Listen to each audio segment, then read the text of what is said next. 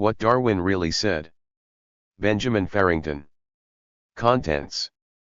Introduction/9. Youth I-12. Cambridge, Conflicting Influences/16. The Voyage of the Beagle/21.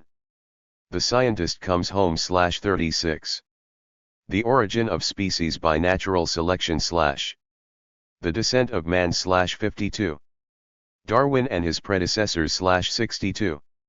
The Rise of Genetics/66. The Uniqueness of Man/74. Evolution at the Psychosocial Stage/78. Darwin and the Poets/87. Darwin and Christianity/93. Darwin's Place in the History of Thought/1. Introduction. Charles Darwin, author, among many other books, of The Origin of Species and of the Descent of Man, was the central figure in a great revolution of thought which was taking place about 100 years ago.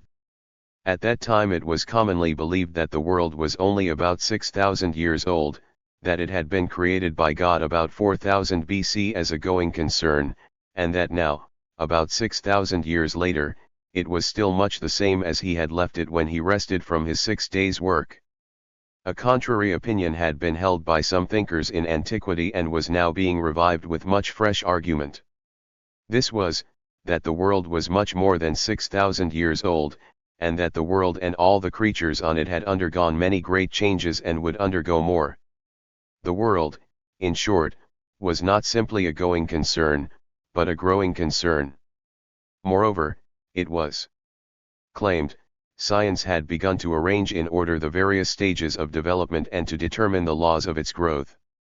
This theory of evolution rather than a once-for-all act of creation had been in the air for some time before Charles Darwin wrote. His own grandfather, Erasmus Darwin, was one of its most ardent and persuasive advocates. But the majority of educated men, not only churchmen but scientists, were against the idea until Charles Darwin formulated the theory in a new way and supported it with a mass of evidence which won it general acceptance. The extent of the opposition by churchmen created the image of a clash between religion and science which has left its mark on our history. It is not forgotten how Bishop Wilberforce at a meeting of the British Association in I-860 asked indignantly whether a man who accepted an ape for his grandfather must also accept an ape for grandmother. Thomas Huxley caustically replied that for his part he would rather be descended from a humble monkey than from a man who employed his eloquence misrepresenting earnest men who were wearing out their lives in the search for truth. But there were open-minded men in the church as well as outside it. In the same year the New Testament scholar Hort wrote to his friend Westcott, "Have you read Darwin? I am inclined to think it unanswerable. In any case it's a treat to read such a book." Other churchmen too were soon thanking God that the scientific men have shattered the idol of an infallible book. Part of our business, then, will be to set forth the evidence advanced by Darwin which shattered the creationist. Introduction/2. Views taught by the Church on the basis of the first 2 chapters of Genesis. Also we shall have to glance at what Darwin did not know. For so rapid has been the advance of knowledge that for the modern evolutionist much of what Darwin wrote is irredeemably out of date. Also, like everybody else, he had his blind spots. To youth. Charles Darwin was a born naturalist if ever there was one. In books he took but a languid interest. But put him face to face with nature and he came instantly alive. A sentence from the last paragraph of his Origin of Species is an unconscious self-portrait. It is interesting, he writes, in his simple unpretentious style, to contemplate a tangled bank, clothed with many plants of many kinds, with birds singing on the bushes, with various insects flitting about, and with worms crawling through the damp earth, and to reflect that these elaborately constructed forms, so different from each other, and dependent upon each other in so complex a manner, have all been produced by laws acting around us. There we have a picture of the man and his work, his fascination with nature, and not simply with the appearances of nature but with the laws by which it works. When he was about 10 years old he was sent to Shrewsbury School. There is something a little dim and depressing about his childhood. His mother had died the year before. It might be thought that he was old enough to retain many memories of her. In fact, he retained few. His father was now his sole parent. Him he seems to have respected rather than loved. At school, as was the fashion of the day, he was taught nothing but Latin and Greek and a little ancient history. Being both intelligent and docile, he did as he was bid and was soon learning by heart 40 or 50 lines of Homer or Virgil every day. But he forgot them at once. So things went on for some 6 or 7 years. His only refuge was his passion for collecting specimens, animal, vegetable, or mineral, and the chemical laboratory which his elder brother had improvised in the tool shed at the bottom of their garden. In this way he educated himself, and what he learned in this way stuck. His father also helped in the formation of the budding genius, though without any clear foresight of the direction his son was destined to take.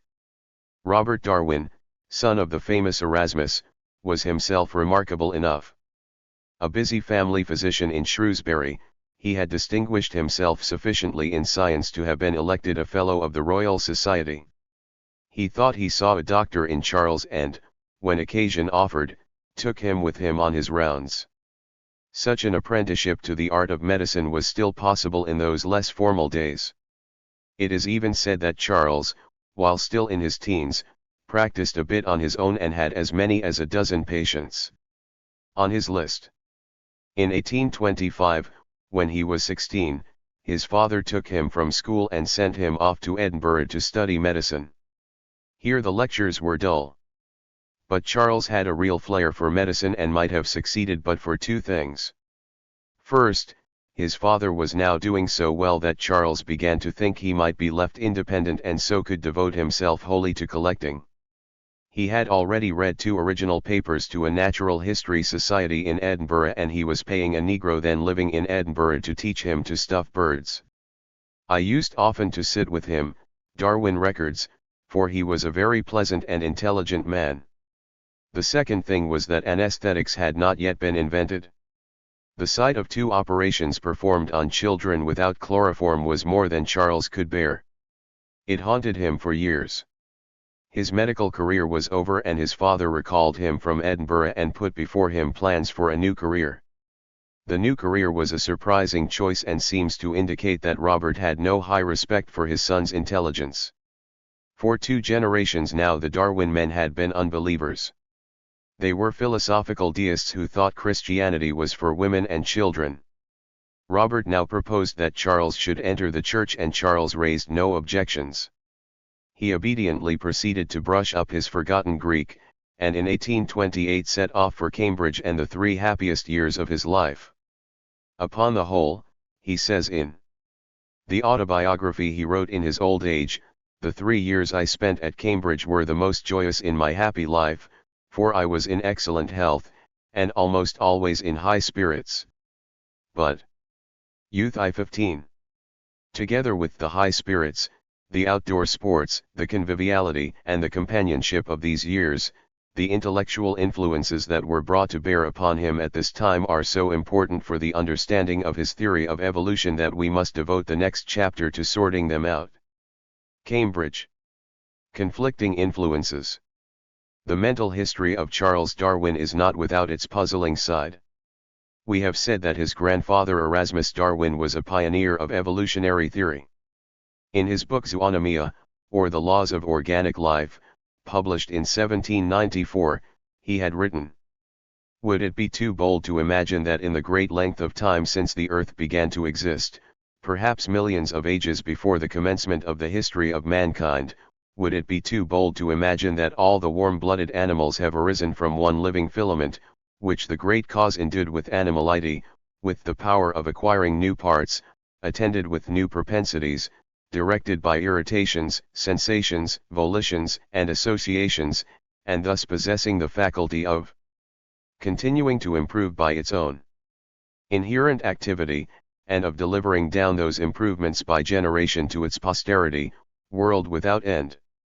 Here we have not only a brilliant early formulation of the theory of biological evolution, plus the deistic great cause instead of God, we have also the suggestion that the earth had existed for millions of ages before the appearance of man. This speculation as to the great antiquity of the Earth was fed by the young science of geology. James Hutton, the Edinburgh scientist, a trained chemist and mineralogist, had become possessed with the urge not merely to describe and classify minerals but to trace their origin. His idea was that all rocks now visible on the surface of the Earth had been formed out of the waste of older rocks. Exposed rocks are continually worn down by the gradual action of natural agencies: heat and cold, wind and rain, rivers and ice. The debris is carried to the sea and consolidated again under pressure, thus forming the strata of the aqueous rocks. These again are lifted to the surface by upheavals of the ocean bed and sometimes disrupted by the upthrust of molten igneous rocks from the deeper levels of the Earth. When they reach the surface, the cycle of disintegration, sedimentation, and so on begins again. The connection of geology with the theory of biological evolution is strongly evident in the work of another pioneer, William Smith. He was a civil engineer much busied in the new enterprise of canal construction. The canal cuts revealed to him again and again the same strata in the same order lying on top of one another in widely distant places, like slices of bread and butter on a breakfast plate, to use his own homely illustration. He observed, too, that the strata could be identified by the fossils, that is by the embedded organic remains, revealing the types of life that existed when the strata were laid down. This contribution to science has won him the name of Stratum Smith. But while the practical men were creating the new science which was to multiply a millionfold the estimated age of the Earth, the Encyclopaedia Britannica was still discussing the problem in terms of what the book of Genesis was supposed to mean. Had the Earth been created in 4305 BC or in 4000 BC? Was it now 6096 years old or not yet quite 6000? Be that as it may, the article concludes, the whole account of the creation rests on the truth of the Mosaic history, which we must of necessity accept, because we can find no other which does not either abound with the grossest absurdities, or lead us into absolute darkness. The delightful and learned poet William Cooper, author of John Gilpin, was of the same opinion as the encyclopedia. He was contemptuous of the new geology. Some drill and bore the solid earth, and from the strata there extract a register, by which we learn that he who made it, and revealed its date to Moses, was mistaken in its age. The task, BK 2, 150-4. In this dispute, where did Darwin stand? He had read his grandfather's book and he had acquired in Edinburgh. Cambridge, Conflicting Influences /19. Already a passion for geology. Yet in his autobiography he tells us that, on setting out for Cambridge to prepare himself for the ministry, he did not then in the least doubt the strict and literal truth of every word in the Bible. Obviously, in his 3 carefree undergraduate years at Cambridge, it did not worry Darwin to hold 2 contradictory views at the same time. This explains his enthusiasm for each of the chief exponents of the 2 rival views, the theologian Paley and the geologist Lyell. William Paley, the able and persuasive author of the famous Natural Theology, or Evidences of the Existence and Attributes of the Deity collected from the appearances of nature, was the defender of the orthodox view of a once-for-all act of creation. Darwin read him with delight and found his logic as cogent as that of Euclid. Lyell, the first volume of whose Principles of Geology came out in 1830, took the opposite view. He described his book as an attempt to explain the former changes of the Earth's surface by reference to causes now in operation. The present state of the Earth, according to Lyell, is the result of a slow process of change. He accepts the classification of the rocks, according to the fossilized plant and animal remains found in them, as Paleozoic, i.e., containing older forms of life which are all marine or reptilian; Mesozoic, i.e., those containing middle forms of life, when birds and mammals appear; Cenozoic, i.e., those containing new forms of life in which mammals predominate. Then he himself proceeds to subdivide the Cenozoic period into 3, Eocene, or the dawn of the new forms of life; Miocene, when the new forms of life are numerous but still a minority of the whole; and Pliocene, when the new forms of life outnumber the old. It was Lyell's principles that were destined to prevail with Darwin, and, while orthodox opinion had declared in the words of John Wesley, death is never permitted to destroy the most inconsiderable species, Darwin in his first published book, The Voyage of the Beagle, was stoutly to declare, certainly no fact in the long history of the world is so startling as the widespread and repeated extermination of its inhabitants. What we shall next have to consider is the nature of the evidence which destroyed, first in Darwin's mind, then in the minds of educated people generally, the validity of Paley's arguments. The Voyage of the Beagle. During my last year in Cambridge, wrote Darwin in his autobiography, I read with care and profound interest Humboldt's personal narrative. In this book the great German traveler tells how, in his 5 years of travel in South America, he had been able to contribute to the advance of the sciences of geology, physical geography, and mineralogy. The book, writes Darwin, stirred up in me a burning zeal to add even the most humble contribution to the noble structure of natural science. Now suddenly, out of the blue, the chance was offered to him to follow in Humboldt's train. The British Admiralty had in 1820 launched a frigate, HMS Beagle, designed from the first for scientific research. In 1831 the Beagle was being prepared for a 5-year expedition, the object of which, Darwin records, was to complete the survey of Patagonia and Tierra del Fuego. Begun on an earlier voyage, and to survey the shores of Chile, Peru, and of some islands in the Pacific, and to carry a chain of chronometrical measurements round the world. Darwin's zeal and competence must have impressed his scientific acquaintances far more deeply than he had any inkling of, for the divinity student unexpectedly found himself invited to take charge of the natural history side of the expedition. Darwin jumped at the chance, but not so his father. Robert had already seen his son fail to qualify for one profession and was not now prepared to have him risk failure in another. Charles, always the dutiful son, was ready to bow to parental authority. But a wise uncle intervened, and the unenthusiastic divinity student got his chance to make his humble contribution to the noble structure of natural science. So it came about that in December 1831 a desperately seasick Darwin lay in his hammock in his small cabin tossing his way down the channel. Physically he was not very happy.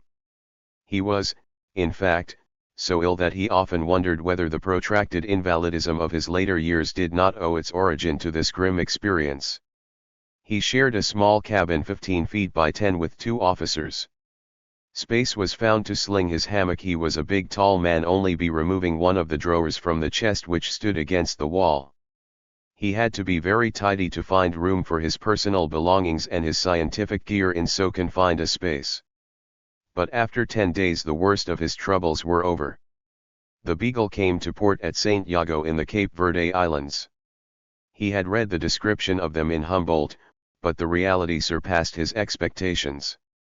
It has been for me a glorious day, he recorded in the diary of his voyage, like giving to a blind man eyes. Such are my feelings, and such may they remain. Such they did remain, and, if we are to understand the zeal and excitement which bore him up through the hardships and exertions of the next 5 years, we must appreciate the revolutionary novelty of Lyell's endeavor to explain the former changes of the earth's surface by reference to causes now in operation. Men had been accustomed to explain everything in terms either of the biblical creation or of the biblical flood. Everything was still as it had always been except for a few catastrophes. Thus, to take one example, rivers were regarded as part of the permanent structure of the earth, fed with waters from underground channels. It was not known that the water in rivers is rain from the catchment area, nor was it known that rivers had carved out, and were still carving out, their own valleys. In his Edinburgh and Cambridge days Darwin had served his apprenticeship to this new science. Great Britain has the advantage for the geologist of packing a great variety into a narrow compass. To his collections of plant and animal life he had added his collection of minerals and fossils. There are stories from these days that illustrate his zeal. Tearing the bark off a decaying tree he found 3 different beetles at once. When he had one beetle in each hand, and the third seemed likely to escape, he tried the expedient of putting one for safekeeping into his mouth, but it excreted such a pungent liquid that he came near to losing them all. At another time in Shrewsbury an old man drew his attention to an erratic boulder. There was not another rock of the same kind nearer than Cumberland, said the old man, adding that the world would end before anybody explained how the stone got there. Darwin was not the less filled with excitement because he thought he knew the answer. The action of glaciers in transporting boulders was beginning to be understood. But now he was to have the opportunity of extending his observations over a vast area of land and sea. The world was his oyster. He was soon to prove how well equipped he was to open it. His book, The Voyage of the Beagle, the first and the most readable of his many books, is one long record of his observations in various fields, fascinating for its infectious intellectual enthusiasm and for its many quietly told adventures. Everything was new. Everything was on a vast scale. At San Salvador in Brazil on February 29 he notes, "Delight is a weak term to express the feelings of a naturalist who, for the first time, has wandered by himself in a Brazilian forest. The elegance of the grasses, the novelty of the parasitical plants, the beauty of the flowers, the glossy green of the foliage, but above all the general luxuriance of the vegetation, filled me with admiration. A most paradoxical mixture of sound and silence pervades the shady parts of the wood. The noise from the insects is so loud that it may be heard even in a vessel anchored several hundred feet from the shore, yet within the recesses of the forest a universal silence appears to reign. To a person fond of natural history such a day as this brings with it a deeper pleasure than he can ever hope to experience again. So much for his emotions, now for his speculations. Along the whole coast of Brazil, for a length of at least 2,000 miles, and certainly for a considerable space inland, wherever solid rock occurs it belongs to a granite formation. The circumstance of this enormous area being constituted of materials which most geologists believe to have been crystallized when heated under pressure gives rise to many curious reflections. Was this effect produced beneath the depths of a profound ocean?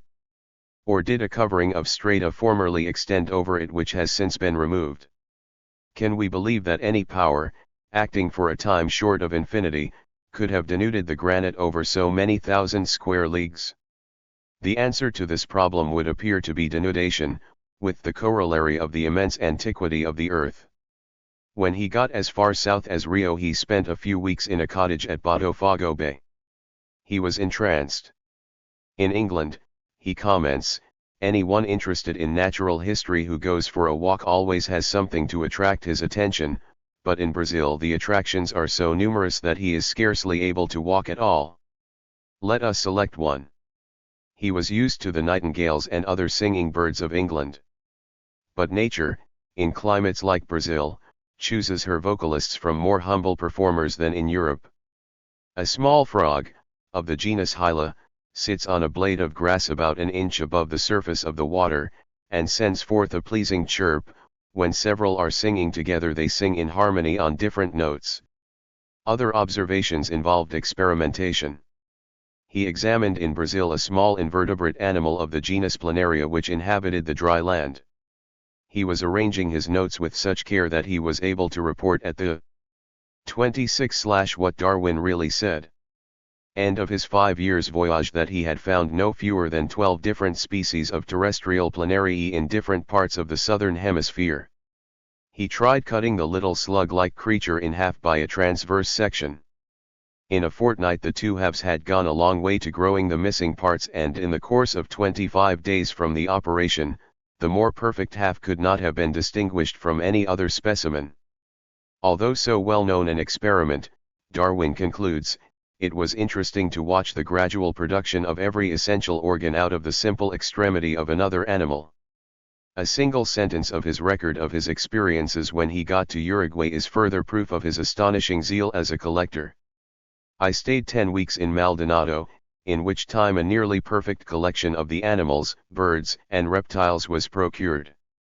Our next topic concerns not routine collecting but a strange and exciting discovery such as the explorer cannot hope to meet with often in his career. It exhibits also Darwin's capacity to interpret his facts and the faithfulness with which he stuck to Lyell's principle of seeking explanations of past events in observed occurrences of the present time, the principle which rescues geology from uncontrolled speculation and makes of it an observational science. Our account, while retaining Darwin's words, will be condensed from many pages of his book. Punta Alta, where the find was made, is in the Argentine. The plain, at the distance of a few miles from the coast, belongs to the Great Pampean Formation, which consists in part of a reddish clay, and in part of a highly calcareous marla rock. Nearer the coast there are some plains formed from the wreck of the upper plain, and from mud, gravel, and sand thrown up by the sea during the slow elevation of the land, of which elevation we have evidence in upraised beds of recent shells, and in rounded pebbles of pumice scattered over the country. At Punta Alta we have a section of one of these later formed little plains, which is highly interesting from the number and the extraordinary character of the remains of gigantic land animals embedded in it. First, parts of 3 heads and other bones of the megatherium. Secondly, the megalonyx. Thirdly, the solidotherium, of which I obtained a nearly perfect specimen. It must have been as large as a rhinoceros. Fourthly, the mylodon. Fifthly, another gigantic edental quadruped. Sixthly, a large animal with an osseous coat like an armadillo. Seventhly, an extinct kind of horse. Eighthly, a tooth of a pachydermatous animal with a long neck like a camel. Lastly, the toxodon, perhaps one of the strangest animals ever discovered, as big as an elephant, but related to the gnolls, the order which at the present day includes most of the smallest quadrupeds.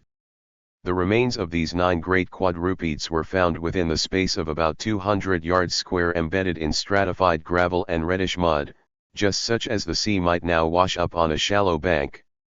They were associated with 23 species of shells, of which 13 are recent. We may feel assured from the position in which they were found that these remains were fresh and united by their ligaments when deposited in the gravel together with the shells. Hence we have good evidence that the above enumerated 28/what Darwin really said. Quadrupeds, more different from those of the present day than the oldest of the tertiary quadrupeds of Europe, lived while the sea was peopled with most of its present inhabitants. While traveling through the country, I received several vivid descriptions of the effects of a late great drought. This, which occurred between 1827 and D 1830, may throw some light on the cases where vast numbers of prehistoric animals of all kinds have been embedded together. During this time so little rain fell that the vegetation, even to the thistles, failed. I was informed by an eyewitness that the cattle in herds of thousands rushed into the Parana, and being exhausted by hunger were unable to crawl up the muddy banks, and thus were drowned. He added that more than once he had seen the carcasses of upwards of 1,000 wild horses thus destroyed. Subsequently to the drought a very rainy season followed which caused great floods. Hence it is almost certain that some thousands of the skeletons were buried by deposits of the very next year. What would be the opinion of a geologist viewing such an enormous collection of bones embedded in one thick earthy mass? Would he not attribute it to a flood having swept over the surface of the land, rather than to the common order of things? We have already quoted one of Darwin's conclusions on the basis of these observations. Certainly, no fact in the long history of the world is so startling as the wide and repeated exterminations of its inhabitants. Another conclusion based on the same evidence comes closer to his theory of the origin of species, towards which all his thoughts now tended.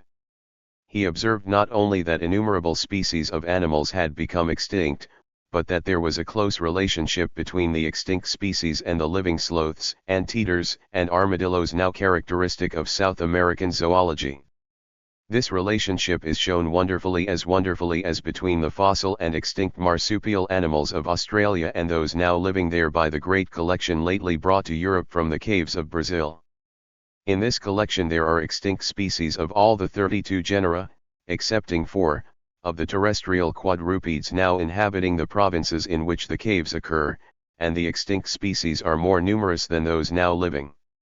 There are fossil anteaters, armadillos, tapirs, peccaries, guanacos, possums, numerous South American gnawers and monkeys, and other animals. This wonderful relationship in the same continent between the dead and the living, will, I do not doubt, hereafter throw more light on the appearance of organic beings on our earth and their disappearance from it than any other class of facts. Here we have Darwin's problem precisely defined. The new species have not simply replaced the old but have descended from them. This is what is technically called descent with modification. The problem is to determine how the modifications arise. That was to be the subject of his Origin of Species. But one thing is already clear in Darwin's mind, which we may best understand by contrasting his views with those of the great French naturalist Cuvier. Cuvier had dug up from the rock formations on which Paris is built 150 fossil species, 90 of which were extinct. Why, he asked himself, should so many whole species be destroyed? The answer he gave betrayed his Huguenot tendency to suffer a literal interpretation of the Bible to color his scientific thinking. Where Darwin interpreted the extinction of life attested in Alta Punta as a local phenomenon due to local and natural and still operative causes, Cuvier read the lesson of the Paris rocks as proof of an unprecedented calamity of cosmic dimensions followed, and this is the all-important point, by a fresh divine act of creation. Darwin was aware that similar phenomena were to be found all over the surface of the globe, that to explain the advent of new species as a special act of creation in each case was a gratuitous assumption, resting on no observed evidence and explaining nothing. Moreover, it ignores the fact that in each area where there is a distinct and characteristic fauna, the living species retain the distinctive character of the old. The differences are enough to constitute them new species. The likeness is enough to suggest that they have descended from the old. Descent with modification must be the answer, not catastrophic destructions followed by fresh creations. The task of the scientist is to discover the law underlying the phenomena. The quest for this law was to sustain Darwin during the excitements of the rest of his voyage and during the 40 years of more humdrum research that awaited him on his return. For the moment we may still savor the excitements. When the Beagle had worked its passage through the dangerous Straits of Magellan and was making its slow way up the Pacific coast of South America, Darwin took the chance to visit the island of Kill. From there he saw at one and the same time 3 great volcanoes of the Andes chain in eruption. It was not long before an earthquake followed which devastated a very large part of the Chilean coast. He made all the observations he could of its effects, and a selection of his remarks on the psychological, social, and geological consequences of so great a disaster will fittingly be included in this chapter. A bad earthquake at once destroys our oldest associations. The earth, the very emblem of solidity, has moved beneath our feet like a thin crust over a fluid. 1 second of time has created in the mind a strange idea of insecurity, which hours of reflection would not have produced. Earthquakes alone are sufficient to destroy the prosperity of any country. If beneath England the now inert subterranean forces should exert those powers which most assuredly in former geological ages they have exerted, how completely would the entire condition of the country be changed? It will give a better idea of the scale of these phenomena if we suppose them to have taken place at corresponding distances in Europe. Then would the land from the North Sea to the Mediterranean have been violently shaken, and at the same instant of time a large tract of the eastern coast of England would have been permanently elevated, together with some outlying islands. A train of volcanoes on the coast of Holland would have burst forth in action, and an eruption taken place at the bottom of the sea near the northern extremity of Ireland, and lastly, the ancient vents of Auvergne, Cantal, and Mont d'Or would each have sent up to the sky a dark column of smoke, and have long remained in fierce action. The most remarkable effect of this earthquake was the permanent elevation of the land. The land round the Bay of Concepcion was upraised 2 or 3 feet. At the island of Santa Maria the elevation was still greater. On one part were found beds of putrid mussel shells still adhering to the rocks 10 feet above high water mark.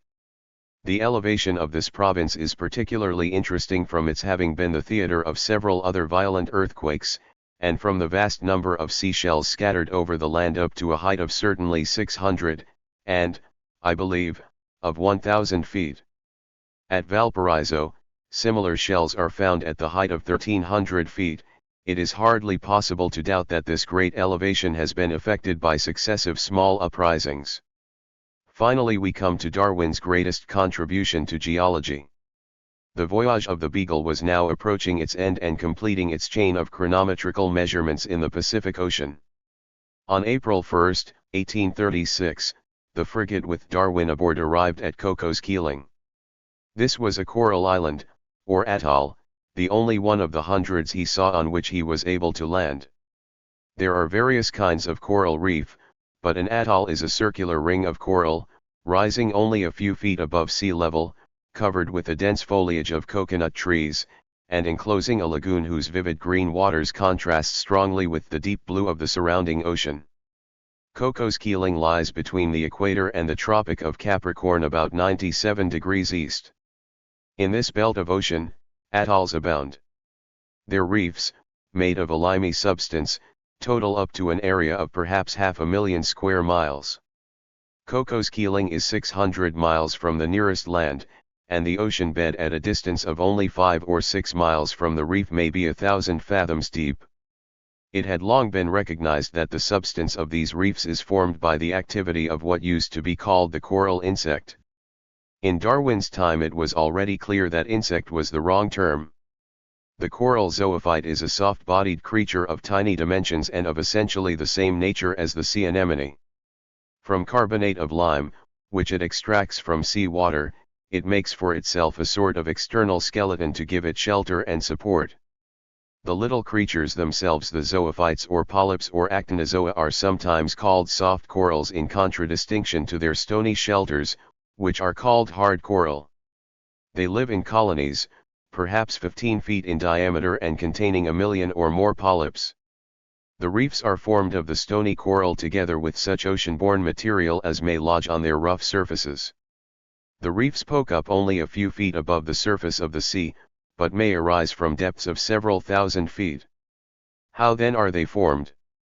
It used to be imagined that the insects built up their great reefs from the depths of the ocean bed. But this is quite inadmissible.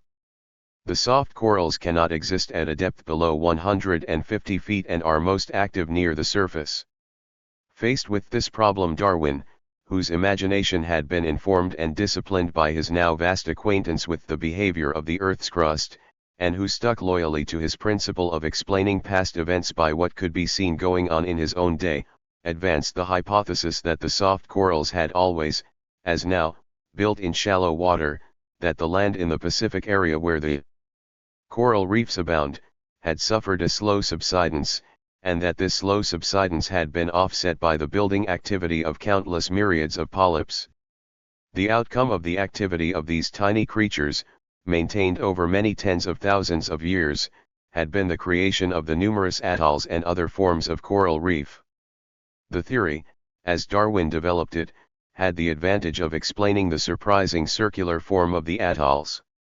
Imagine, before the subsidence of the ocean bed had made much progress, an island with a mountain in the middle. In the shallow waters a little offshore the polyps begin to build.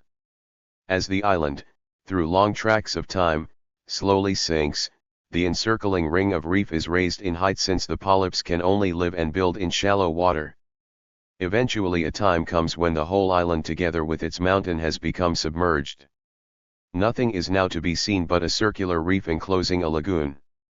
On the inner side the reef slopes gradually, on the outer side, the ocean side, it plunges steeply into the depths.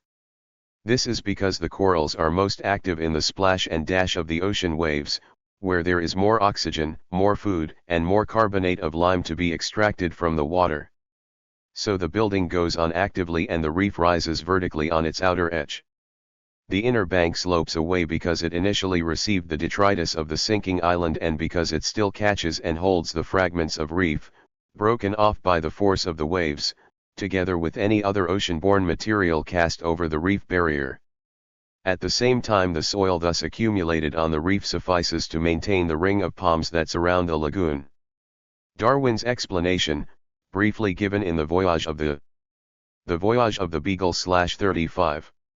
Beagle, is worked out in full detail in his book, The Structure and Distribution of Coral Reefs. It has met with some criticism, some reserves, some alternative suggestions as to what may have happened in special cases.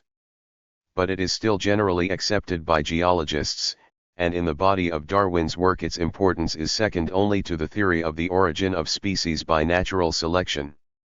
The mind which conceived this simple explanation of a puzzling geological problem is the same as that which conceived the theory of natural selection. We can see how the solution of the geological problem helped him in coping with the biological one which was to engage his attention for the rest of his life. For Darwin had now explained the origin of the atolls, this vast, puzzling, and beautiful feature of our world, not as an act of special creation but as the outcome of gradual, observable, processes still going on before our eyes. The bewitchingly lovely multitude of coral islands and barrier reefs had been produced unconsciously and without design by the mindless life activity of countless generations of tiny feeble creatures coping with changed circumstances in their environment. See The Scientist Comes Home. At Ascension Island on the homeward run, Darwin picked up a letter from his sister. In the midst of the family news it told him how his reputation had grown in his absence. Men like the geologist Sedgwick and the botanist Henslow, a clergyman who had given him much encouragement in his natural history studies and had been the recipient of many collections sent home from the Beagle, were prepared to regard him as one of the leading scientists of the day. Darwin had had plenty of excitement on his trip, but also plenty of drudgery, discomfort, and danger. 3 of the ship's complement of officers had died of fever. Darwin himself had been bitten by a motley assortment of bugs and had been very ill. 2 or 3 times he came near drowning. The accounts of his crossings of the Andes or scaling of rock faces in Tahiti make you hold your breath. He had not spared himself, but now he had his reward. As he started out with the letter in his pocket for the routine geological investigation in Ascension, he bounded up the mountain slopes, so he tells us, like a goat. His profession had now chosen itself. There was no more question of ordination. He made a short and very busy stay at Cambridge. He was made a Fellow of the Royal Society and returned to London, where he took a post as Secretary of the Geological Association. He chose a wife, Emma Wedgwood, from a family long associated with the Darwins. She was in fact his cousin. They set up house in London, and for 2 or 3 years, as well as working hard at his geological and biological notes, Darwin met all the celebrities. Then suddenly, and somewhat mysteriously, his health gave way. To avoid the strain and distraction of life in London, he moved to Down House, near Keston, in Kent. That was in 1842, when he was only 33. He had still 40 years of life before him, but was always an invalid. He could stroll in the country lanes but never walk the mountains again. When not in bed he was much on the sofa and always worked under difficulties. He tells us that when he was writing The Origin of Species he never worked longer than 20 minutes at a stretch without being interrupted by pain. Speculation about the nature of his illness is inconclusive. The doctors could then make nothing of it, but now, when more is known about tropical diseases, some are confident that he had been infected by the bite of the bunchuca, the great black bug of the pampas, one of the many which had dined off his blood from time to time. Others, impressed by modern knowledge of the tricks the mind can play on the body, suspect a psychosomatic illness. It was small comfort to Darwin that, in the ignorance of the nature of his disease, the suspicion of hypochondria hung about this man who had previously been so active and always remained so industrious. It is only fair to his memory to bear in mind the difficulties with which he had to contend in accomplishing his great task, and to add the note of a certain dogged heroism to our estimate of his character. The voyage on the Beagle had taken a terrible toll of his strength. An old schoolfellow who happened to meet him on his return says he came back wasted to a shadow. His difficulty now lay not merely in the complexity of the problem and the mass of material to be examined, but in the novelty of the solution he proposed. Everybody except for a few pioneers believed that a new species could arise only by a fresh creation. In advancing the evolutionary hypothesis, and suggesting a mechanism by which it worked, Darwin was not supported by an enthusiastic band of applauding scientists and facing the hostility only of an obscurantist church. This is a common opinion, but the facts are against it. Let us hear what Darwin himself had to say in the 6th edition of The Origin. Although I am fully convinced of the truth of the views given in this volume, I by no means expect to convince experienced naturalists whose minds are stocked with a multitude of facts all viewed, during a long course of years, from a point of view directly opposite to mine. A few naturalists, endowed with much flexibility of mind, and who have already begun to doubt the immutability of species, may be influenced by this volume, but I look with confidence to the future. As a record of a former state of things, I have retained in the foregoing paragraphs, and elsewhere, several sentences which imply that naturalists believe in the separate creation of each species, and I have been much censured for having thus expressed myself. But undoubtedly this was the general belief when the first edition of the present work appeared. I formerly spoke to very many naturalists on the subject of evolution, and never once met with any sympathetic agreement. If we are to understand Darwin's new hypothesis, it will be a help to consider first the theory directly opposite to his, which he tells us was that of the naturalists as well as the theologians. It had received its fullest and clearest statement by William Paley in his Natural Theology, or Evidences of the Existence and Attributes of the Deity collected from the Appearances of Nature. This able book, which had once appealed to Darwin by the cogency of its logic, was now judged by him, in the light of the evidence he had collected on his travels, to be plainly wrong. Paley had written his book as a counterblast to older theories of evolution such as were advanced by Lamarck and Charles Darwin's grandfather, Erasmus. He states their view not unfairly and rejects it.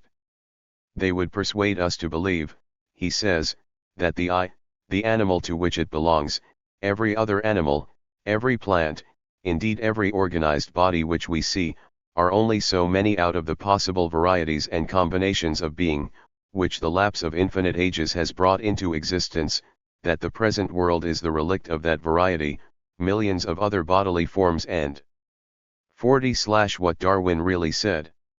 Other species having perished, being by the defect of their constitution incapable of preservation, or of continuance by generation. Now there is no foundation whatever for this conjecture in anything which we observe in the works of nature, no such experiments are going on at present, no such energy operates, as that which is here supposed, and which should be constantly pushing into existence new varieties of beings. To Darwin, with what he now knew of the disappearance of innumerable species and their replacement by new species, this was just plain ignorance of the facts. Paley was out of date. But there was another, more fundamental, position of Paley's which Darwin could no longer accept. The fact of the perishing of older forms and their replacement by new ones being admitted, we have still to ask how the new forms arise. It was here that the sharpest divergence showed itself. Paley insisted that the form of every existing species of plant and animal bore unmistakable witness to its creation by THQ divine hand. Design was everywhere visible, and most of the scientists drew from the facts the same conclusion as Paley. But Darwin had now reason to doubt this. His acquaintance with the appearances of nature was both first-hand and incomparably greater than Paley's, and the new evidence did not support the old views. What, in fact, did Paley maintain? It was the famous argument from design. Nobody, said Paley, who examined a watch could fail to see design in it. There was the spring to supply the motive force, the cogged wheels to release and control it, the hands moving on the numbered dial, the glass face to render the dial visible. Given a watch we infer with confidence a watchmaker. So with the world of nature. Is the eye less obviously designed than a telescope? If from a telescope we may infer the existence and character of the instrument maker, what must we infer from the eye? The fish has an eye adapted for seeing under water.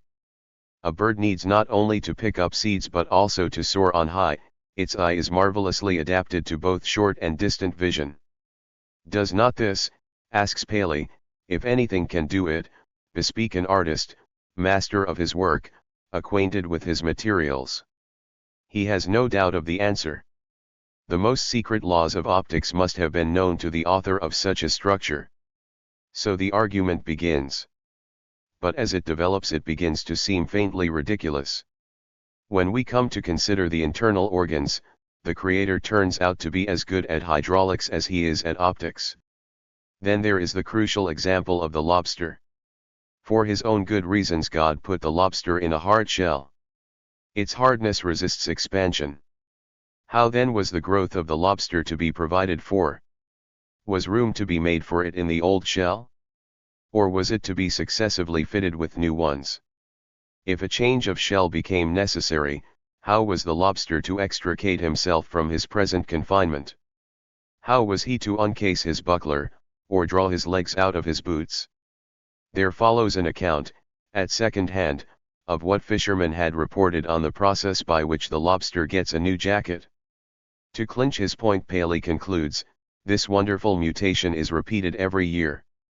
If this now seems ridiculous to us, it did not seem so a. 42/what Darwin really said. 150 years ago. I have quoted Paley's words from the edition of 1818, and it was the 18th edition of a book which first appeared in 1802. It was a textbook in all the universities and seemed sound to most of Darwin's scientific contemporaries. What has made it seem ridiculous to us is the vast extension of geological and biological science in which Darwin played so great a part. The increase in knowledge exposed the utter inadequacy of Paley's conception of nature. He assumes in every case the existence of an established environment into which a new organism has to be fitted, and then argues to the existence of a stupendous creator, who is not only a jack of all trades but a master of all, qualified to deal with every technical and scientific difficulty as it presents itself. But the new extension of knowledge had not revealed a fixed environment into which cleverly made birds, beasts, and fishes had been fitted in so skillful a manner that they had remained unaltered from the creation to the present day. What science had revealed was a physical environment itself subject to alteration. It had revealed a mutual interdependence of environment and organism. It had revealed the destruction by changes in the environment of countless forms of life. Finally, it had shown the emergence of new forms, most of them doubtless in their turn destined to perish. What Darwin was looking for was the law governing the emergence of new forms. Paley's evidences was no more relevant to the solution of this problem than the story of Noah's Ark. We may now repeat and complete a quotation which expresses in his quiet way the magnitude and seriousness of the task on which Darwin felt himself embarked. A few naturalists, endowed with much flexibility of mind, and who have already begun to doubt the immutability of species, may be influenced by this volume, but I look with confidence to the future, to young and rising naturalists, who will be able to view both sides of the question with impartiality. Whoever is led to believe that species are mutable will do good service by conscientiously expressing his convictions, for thus only can the load of prejudice by which the subject is overwhelmed be removed. The origin of species by natural selection. At the end of 1836, when he came back from the voyage of the Beagle, Darwin had ceased to believe in the separate creation of new species. 2 years later he lighted on the clue to his solution of this mysterious problem. Another 20 years were to go by before he published it, and even then his hand was forced. But by then he had collected such a mass of supporting evidence that his demonstration proved irresistible. Everything that he had seen in his extensive travels had raised the problem of the origin of species in his mind. But nothing brought it into sharper focus than the visit he made, after the completion of his exploration of the South American continent, to the small Galapagos archipelago. He returns to the subject again and again. We shall give one of his statements in his own words. The origin of species by natural selection /45. The Galapagos archipelago lies at the distance of between 500 and 600 miles from the shores of South America. Here almost every product of the land and of the water bears the unmistakable stamp of the American continent. There are 26 land birds. Of these, 21 or perhaps 23 are ranked as distinct species, and would commonly be assumed to have been here created, yet the close affinity of most of these birds to American species is manifest in every character, in their habits, gestures, and tones of voice. The naturalist, looking at the inhabitants of these volcanic islands in the Pacific, distant several hundred miles from the continent, feels that he is standing on American land. Why should this be so?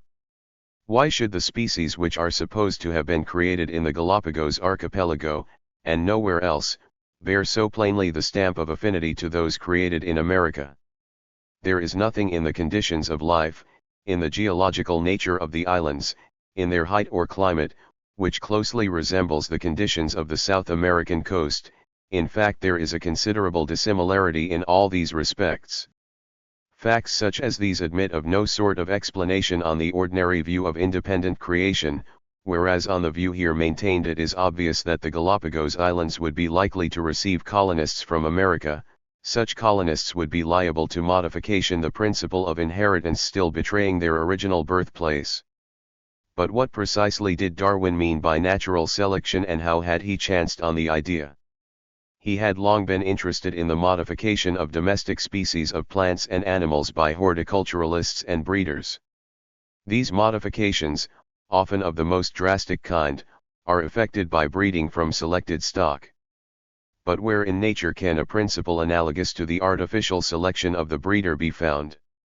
In October 1838, records Darwin in his autobiography, that is 15 months after I had begun my systematic inquiry, I happened to read for amusement Malthus on population, and being well prepared to appreciate the struggle for existence which everywhere goes on, from long continued observation in the habits of animals and plants, it at once struck me that under these circumstances favorable variations would tend to be preserved and unfavorable ones to be destroyed. T.R. Malthus, born in 1766, was a political economist who in 1798 had produced an essay on the principle of population. The subject of this extensive and very influential survey was the relation between population and food supply.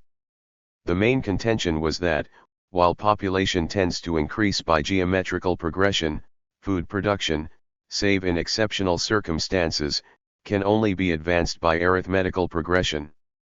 Consequently, there is always a pressure of population on the means of subsistence, and the growth of population is kept down by a high death rate due to poverty, disease, war, and vice. A great proportion of births are destined not to reach maturity. During the lapse of many thousand years there might not be a single period when the mass of people could be said to be free from distress for want of food.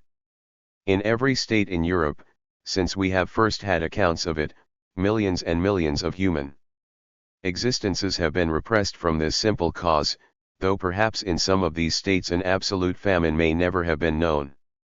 At last Darwin had found in nature a principle of selection analogous to the artificial selection of the breeder.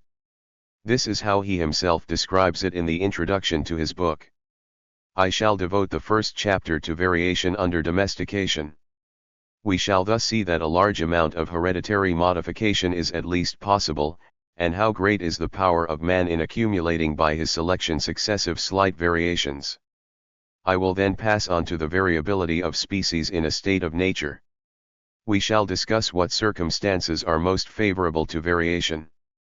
The struggle for existence amongst all organic beings throughout the world, which inevitably follows from the high geometrical ratio of their increase, will be considered. This is the doctrine of Malthus applied to the whole animal and vegetable kingdoms. As many more individuals of each species are born than can possibly survive, and as, consequently, there is a frequently recurring struggle for existence, it follows that any being, if it vary however slightly in any manner profitable to itself, under the complex and sometimes varying conditions of life, will have a better chance of surviving, and thus be naturally selected.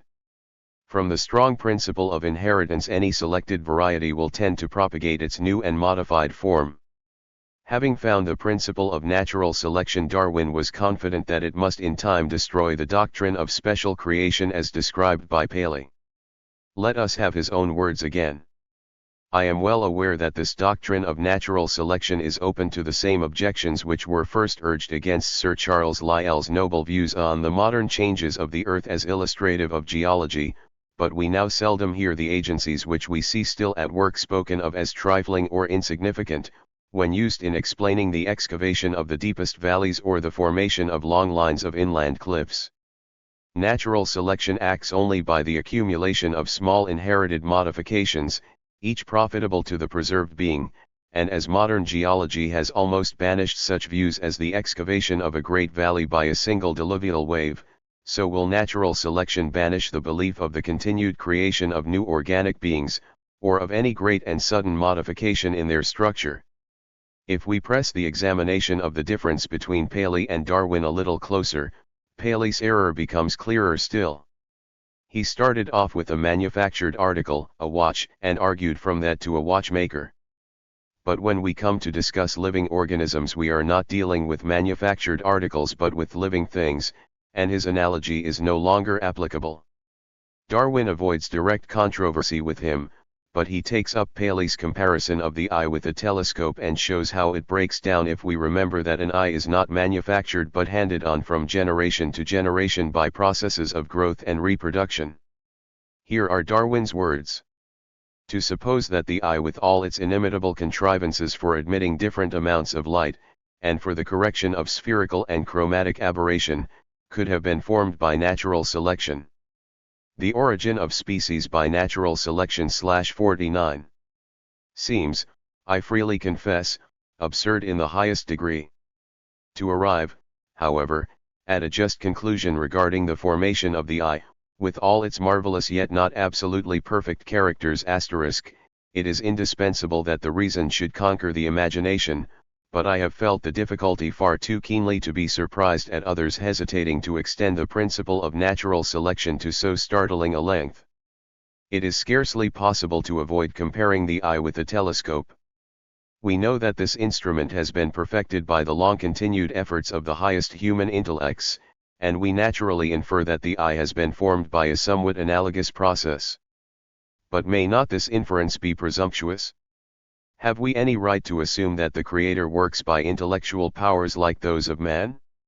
If we must compare the eye to an optical instrument, we ought in imagination to take a thick layer of transparent tissue, with spaces filled with fluid, and with a nerve sensitive to light beneath, and then suppose every part of this layer to be continually changing slowly in density, so as to separate into layers of different densities and thicknesses, placed at different distances from each other, and with the surfaces of each layer slowly changing in form. Further, we must suppose that there is a power, represented by natural selection or the survival of the fittest, always intently watching each slight alteration in the transparent layers, and carefully preserving each which, under varied circumstances, in any way or in any degree, tends to produce a distincter image. We must suppose each new state of the instrument to be multiplied by the million, each to be preserved until a better one is produced, and then the old ones to be all destroyed. In living bodies, variation will cause the slight. Darwin uses characters where we say characteristics. Alterations, generation will multiply them almost infinitely, and natural selection will pick out with unerring skill each improvement. Let this process go on for millions of years, and during each year on millions of individuals of many kinds, and why we not believe that a living optical instrument might then be formed as superior to one of glass as the works of the Creator are to those of man. Here Paley's outmoded conception of the universe as a complex mechanism produced by a super craftsman is replaced, and replaced forever, by the vastly more informed conception of an evolving universe. But we note also that, while the notion of special creations is dropped, the idea of a creator remains.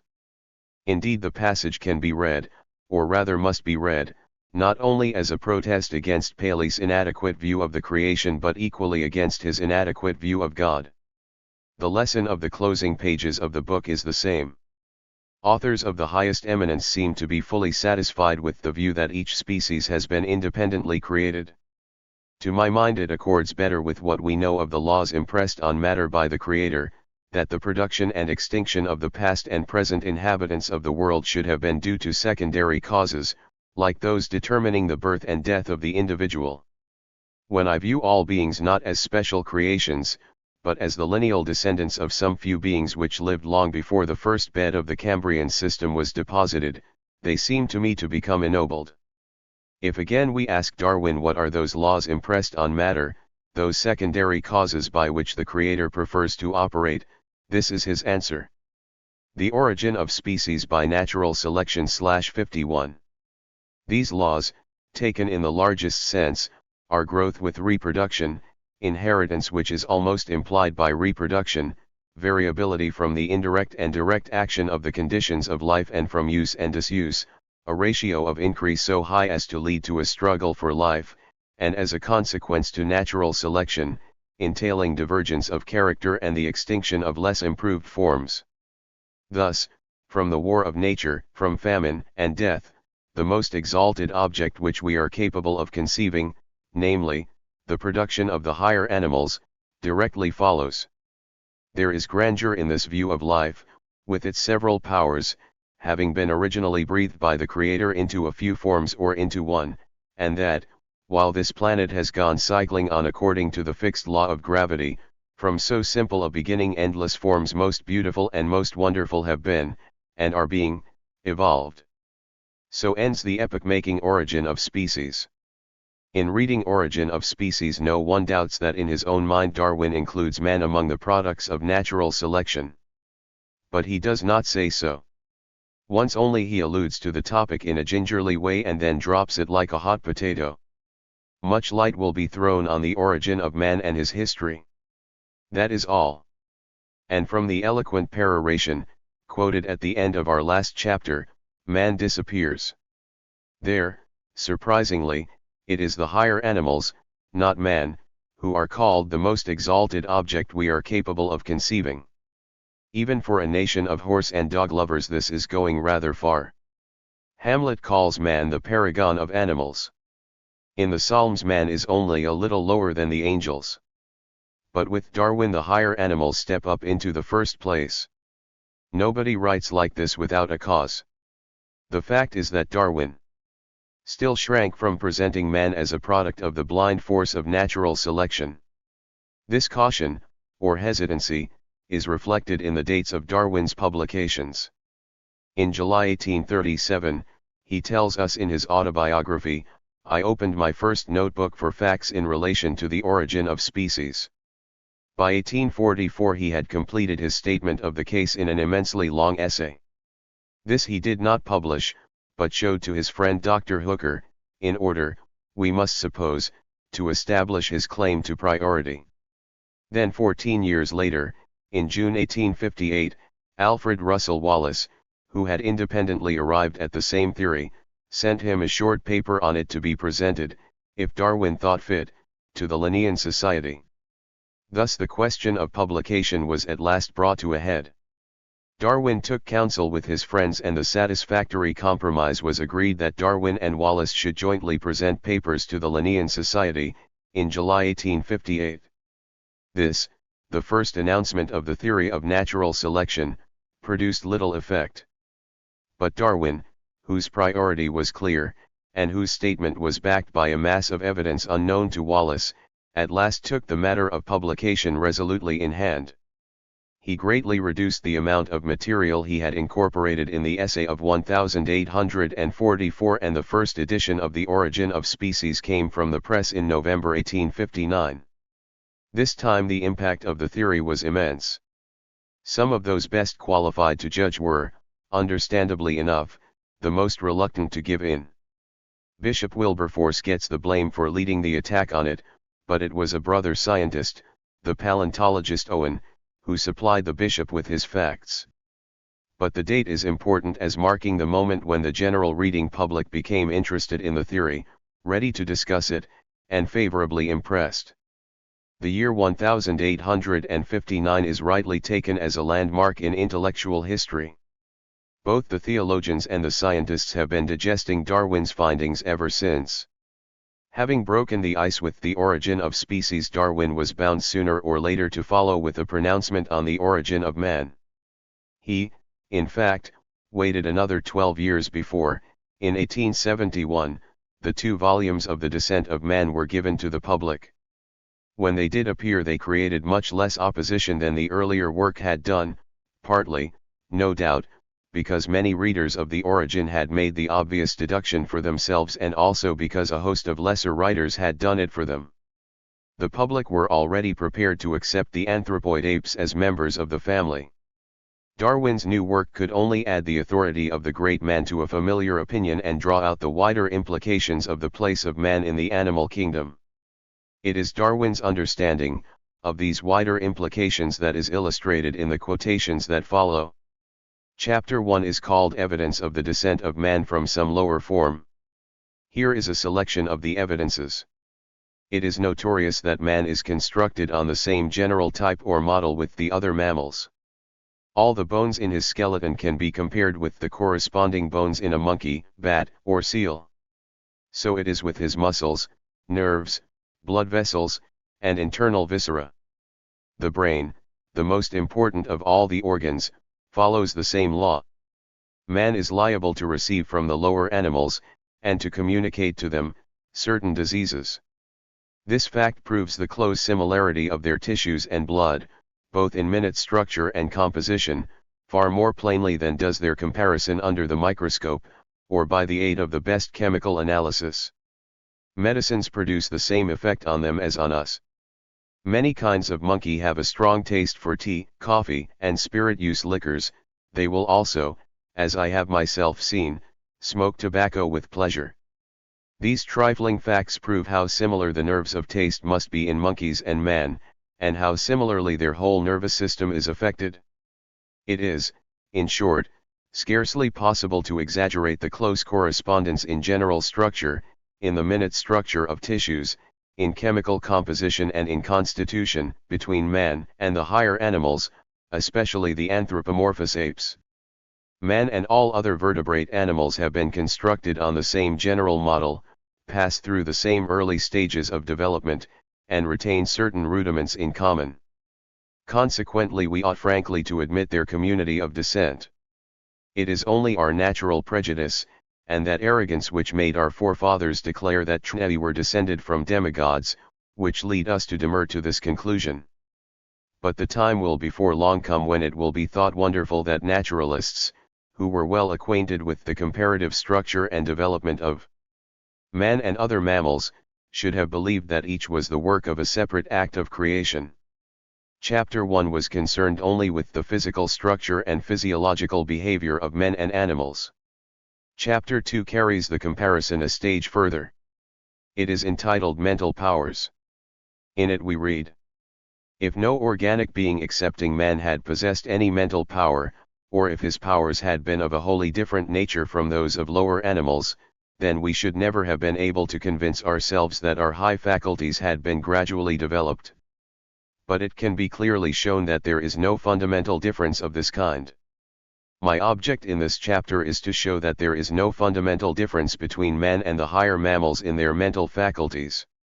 There is no evidence that man was aboriginally endowed with the ennobling belief in the existence of an omnipotent God. Chapter 3 goes still further.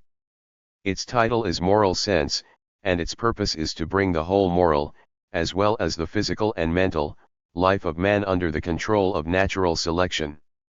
I fully subscribe to the judgment of those writers who maintain that of all the differences between men and the lower animals, the moral sense or conscience is the most important.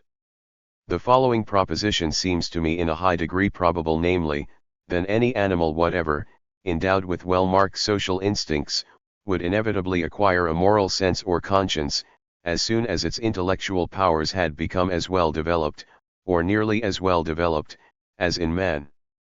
The difference in mind between men and the higher animals, great as it is certainly one of degree and not of kind. The senses and intuitions, the various emotions and faculties, such as love, memory, attention, curiosity, imitation, reason, etc., of which man boasts, may be found in an incipient, or even sometimes in a well-developed condition, in the lower animals. Chapter 4, The Manner of Development, carries the argument a stage further still. The object now is to show the law of natural selection operative in the social as well as the biological development of man. As the same argument is also the theme of Chapter 5, The Civilized Nations, and Chapter 6, on the affinities and genealogy of man, we shall run our extracts from these 3 chapters on continuously, indicating only the pages where they may be found. It is manifest that man is now subject to much variability.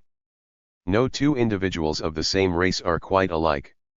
We may compare millions of faces and each will be distinct. There is an equally great amount of diversity in the proportions and dimensions of the various parts of the body.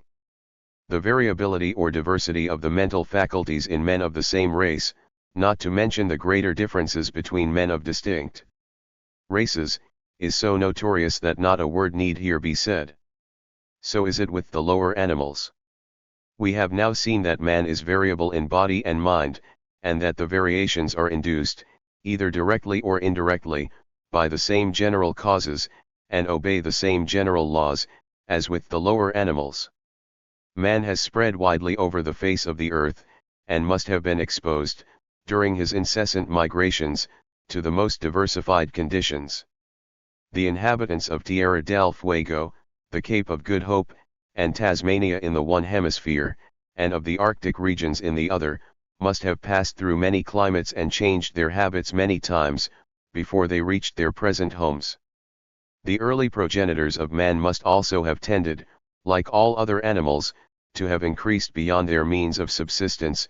They must occasionally have been exposed to the struggle for existence, and consequently to the rigid law of natural selection.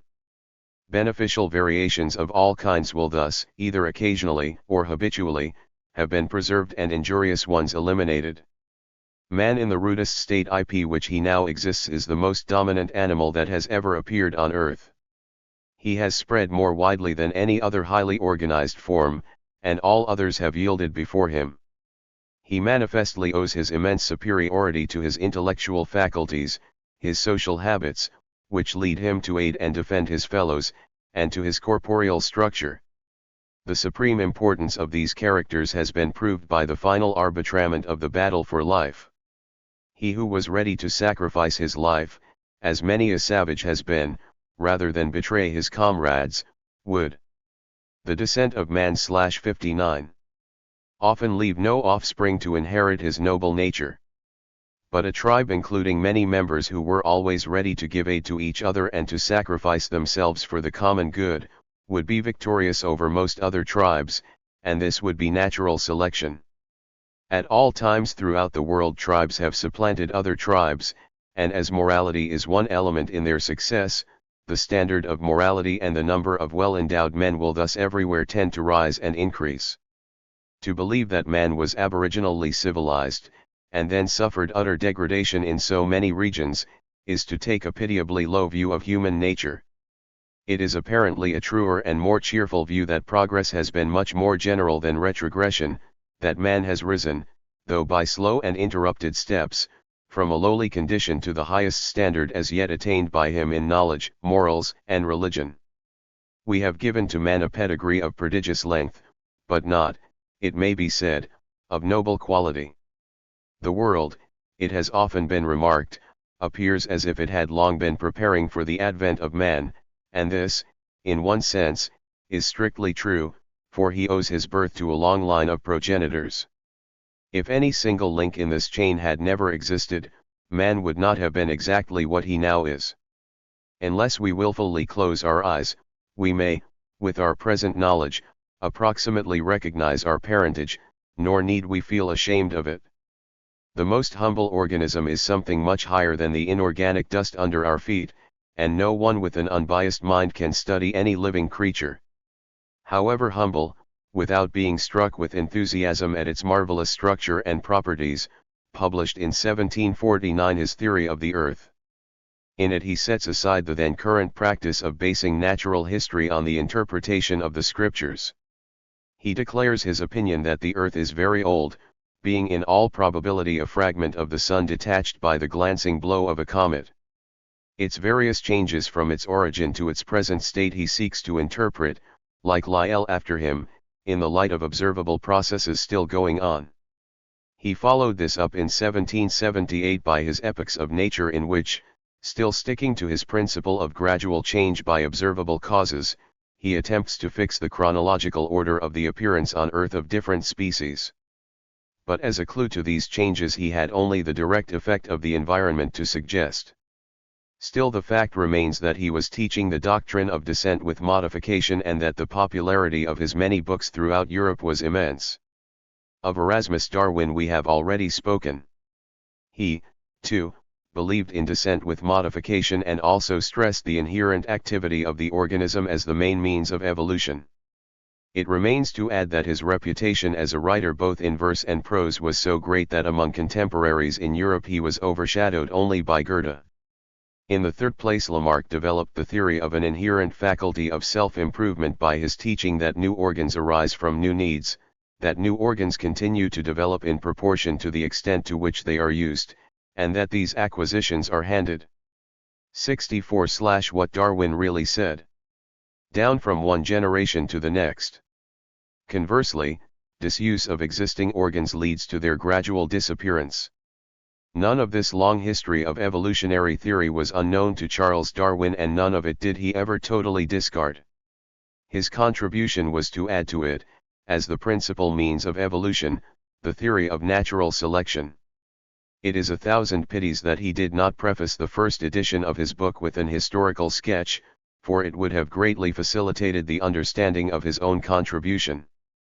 But it is probable that this kind of exercise was outside the range of his mental powers. Otherwise it is hard to explain the inadequacy of his sketch when he did get down to it. Erasmus Darwin, for example, is mentioned only in a footnote and then almost with contempt. It is curious how largely my grandfather, Dr. Erasmus Darwin, anticipated the views and erroneous grounds of opinion of Lamarck. To sum up, Charles Darwin inherited from the older evolutionists the doctrine of descent with modification, the doctrine of the direct or indirect action of the environment on the individual organism, and a fluctuating belief in the Lamarckian principle that new characteristics acquired by the individual by use or disuse are handed on to its descendants. To this he added the idea that the main cause of modification is variations that spontaneously arise in the passage from one generation to the next. The cause of these variations is unknown, but if they happen to be useful they survive by natural selection. Natural selection operates because organisms tend to multiply by geometrical progression while the means of subsistence cannot do so. Consequently there is a weeding out in each generation. The least fit perish, and any random variation which promotes the chance of survival means that the possessor of the favorable variation will live to hand it on to the next generation. The accumulation of favorable variations over long periods of time will result in the emergence of a new species and in the extinction of the older and less well-adapted species. Thus, though the action of the principle of natural selection is blind, it is nevertheless a law of progress, and its operation extends over the whole organic realm from the amoeba to man. In our next chapters we shall consider how this theory has stood the test of time. The rise of genetics. Genetics is concerned with the mechanism of inheritance. Though the problem of inheritance was Darwin's great concern, the mechanism of it completely escaped him. It is true, of course, that Darwin had focused attention on reproduction as the source of the variations on which natural selection worked. He was not concerned with the differences between adults of the same species, but with the differences between one generation and the next. In general, species breed true, but there are occasional small variations. Inheritance and variation were facts of nature on which Darwin had amassed more information than any other man. His information had sufficed to enable him to establish the principle of natural selection as the main cause of the origin of new species. But the mechanism of inheritance was a nut he could not crack. The advance, when it did come, turned on the study of the rise of genetics. 67. The cell. Darwin knew that plant and animal tissues are cellular. He also knew that cells arise from existing cells, not spontaneously from inorganic matter. Virchow in 1855 had established the proposition omnis cellula e cellula, every cell from a cell. Virchow knew that the female ovum was a cell, and in 1865 it was shown that the male spermatozoa are cells too. The reproductive cells are the link between the generations.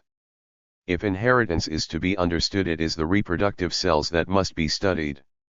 In the 1880s this was strongly emphasized by Weismann.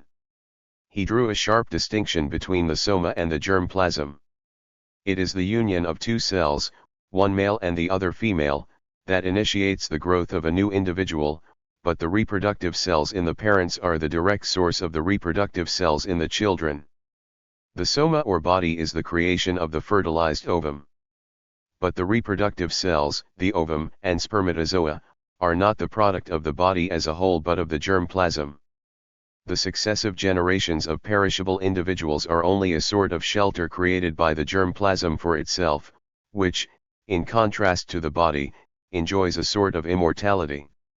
This theory explains the fallacy in the view of Lamarck, who believed that acquired characteristics were heritable. Acquired characteristics, like the smith's brawny arms or the pianist's nimble fingers, are attributes of the soma and cannot be passed on to the next generation. Weismann had taken the first step towards answering Darwin's problem. Another great step, unknown to Darwin or to any other scientist of the time, was taken by an Austrian abbé, Gregor Mendel, who, like many other horticulturalists before him, had interested himself in the growing of peas. Mendel had read Origin of Species and had acquired from it an interest in evolutionary theory. He instituted a prolonged course of experimentation in the propagation of peas and, in 1866, a paper he read, to the Natural History Society of the little town of Brunn, was printed locally. It attracted no attention, but it is interesting to speculate what effect it would have had on Darwin's work if he had read it, for Darwin had still 16 years to live, during which he maintained a line of speculation which Mendel had rendered out of date. Mendel's experiments exhibit the simplicity of genius. His purpose was, by his experiments in breeding peas, to throw light on the laws of inheritance. He selected for examination 7 characteristics in which peas differ. These concern points like seed shape, seed color, pod color, and so on. The differences are that some peas are round and some wrinkled, some yellow and some green, and so on. In each experiment he proposed to inquire into the laws of inheritance of one quality, by crossing round peas with wrinkled, or yellow peas with green, and so on. For brevity we shall confine ourselves to the question of shape. He crossed round peas with wrinkled and awaited the result. This was that all the next generation of peas were round. And so it was with the other 6 pairs of characters tested.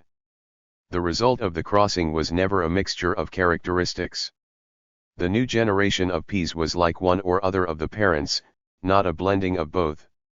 To use the now established terminology, one quality was found to be dominant and the other recessive. Mendel now had another question to put to his peas. To the sight there was no difference between the parent round peas and those of the next generation. Both were round. But Mendel knew that the parent round peas were descended from 2 round parents, while the next generation of round peas had 1 round parent and 1 wrinkled. Their genetic makeup was different, though it did not show.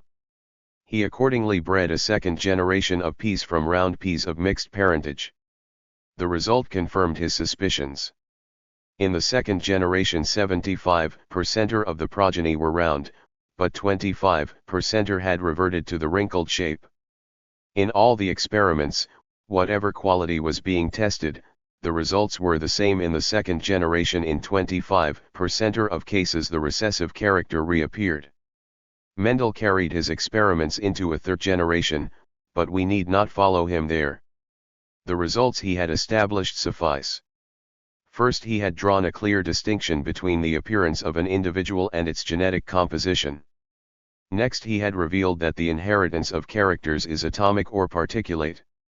In other words, the inherited quality is not a blend of those of the 2 parents but either one or the other. The quality in the offspring is the result of some factor, as Mendel called it, in the parents. These factors are now called genes.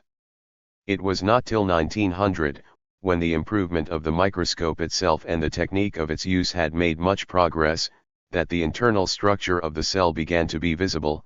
Then, as a result of renewed interest in genetics, Mendel's paper was discovered independently by 3 researchers in different countries, who were combing through the literature to acquaint themselves with what had already been done. This was really the birth of 70/what Darwin really said. Modern genetics.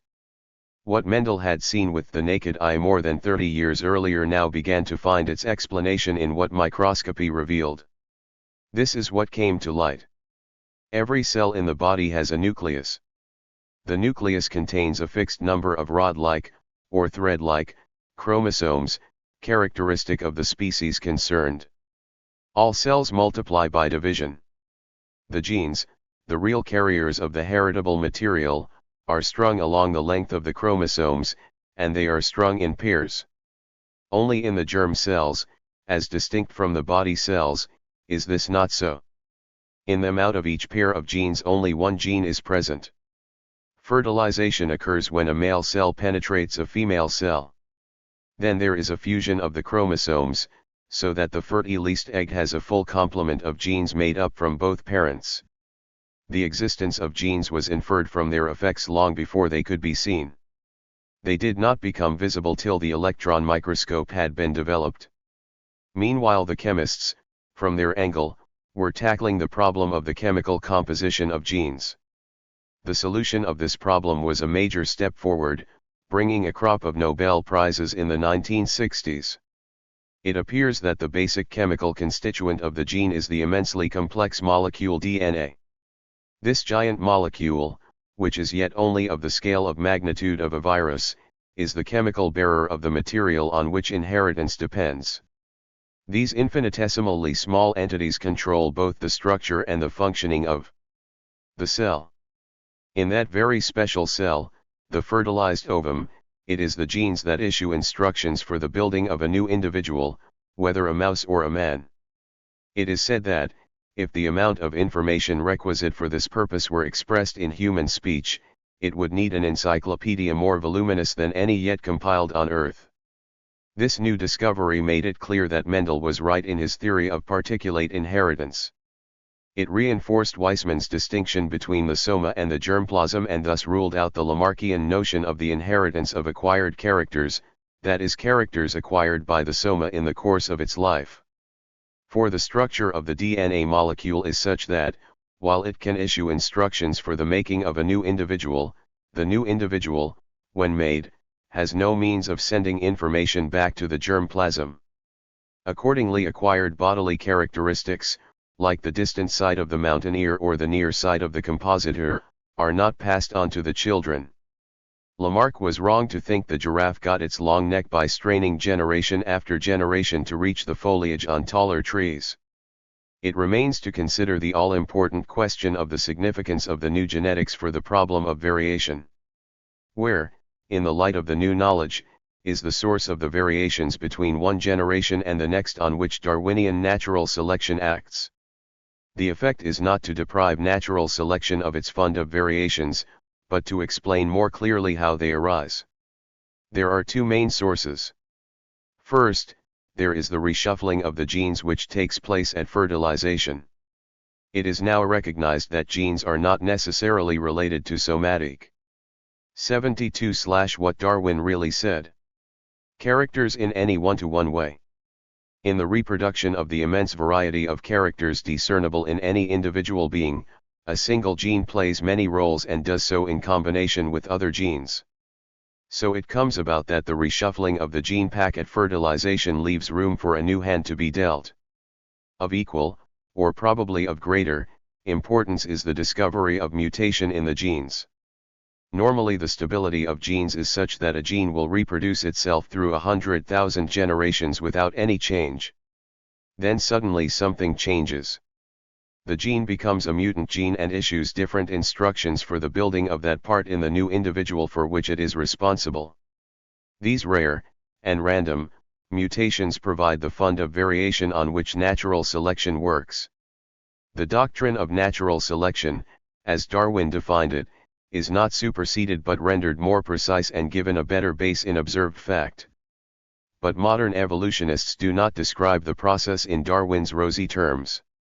Mutations, though they occur at calculable intervals of time, are random and blind. They do not automatically present nature with improvements to adopt. Most evolutionary change has been degenerative, said J.B.S. Haldane bluntly. Natural selection does not guarantee progress, says Julian Huxley. Darwin himself, of course, taught that the emergence of every new species is balanced by the extinction of another less well adapted to survive. He insisted that there was no more reason to boggle at the extinction of a species than of an individual. But contemporary evolutionists make a different point. They stress that evolutionary history is not only cruel, blind, and mechanical, but also the rise of genetics/73. That it is full of dead ends. No progress has occurred in bees or ants since the Oligocene period, nor in birds since the Miocene, none in mammals since the Pliocene period, and then only in man. And as for man, his progress has been achieved by means quite other than those with which Darwin busied himself. But here we come to a development in evolutionary theory greater even than the rise of classical genetics and even less within Darwin's ken. We reserve it for the next chapter. 10. The uniqueness of man. In his Origin of Species, in deference to the prejudices of the age, Darwin avoided mention of man. In his Descent of Man he goes to the opposite extreme. He not only maintains the reasonable proposition that in physical structure and physiological behavior there is no fundamental distinction between man and other mammals. He goes on to argue that the same proposition holds true with regard to man's mental and moral powers. This has proved an unsound speculation and serves to indicate Darwin's limitations as a thinker. We may recall the judgment of Dr. Charles Singer, an excellent historian of science. Darwin, he writes, was an investigator of the very first rank, but he was inexpert in the exact use of language, and had little philosophical insight.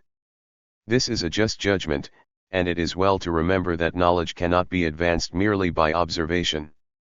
The uniqueness of man/75. Brilliant observer still needs to have a mental grasp of the subject of his investigations. This Darwin had in a unique degree in the geological and biological sphere. He was a superb naturalist. But it deserted him in the human sphere. He was a poor philosopher.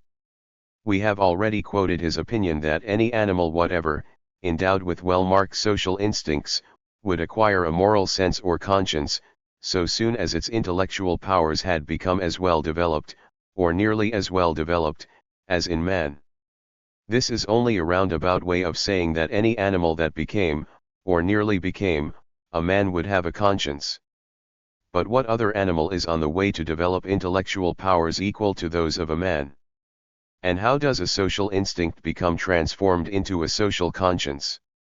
Instincts are biologically inherited patterns of behavior carried out automatically without conscious purpose. Morality is something quite different. So far as ethnological research has been able to push its inquiries back into the simplest forms of human society, men are always found to be governed by complex codes of behavior. But these rules are not instinctive. They are not biologically inherited. They are institutions whose origins are referred to remote ancestors, they are inculcated by education, they involve the use of language.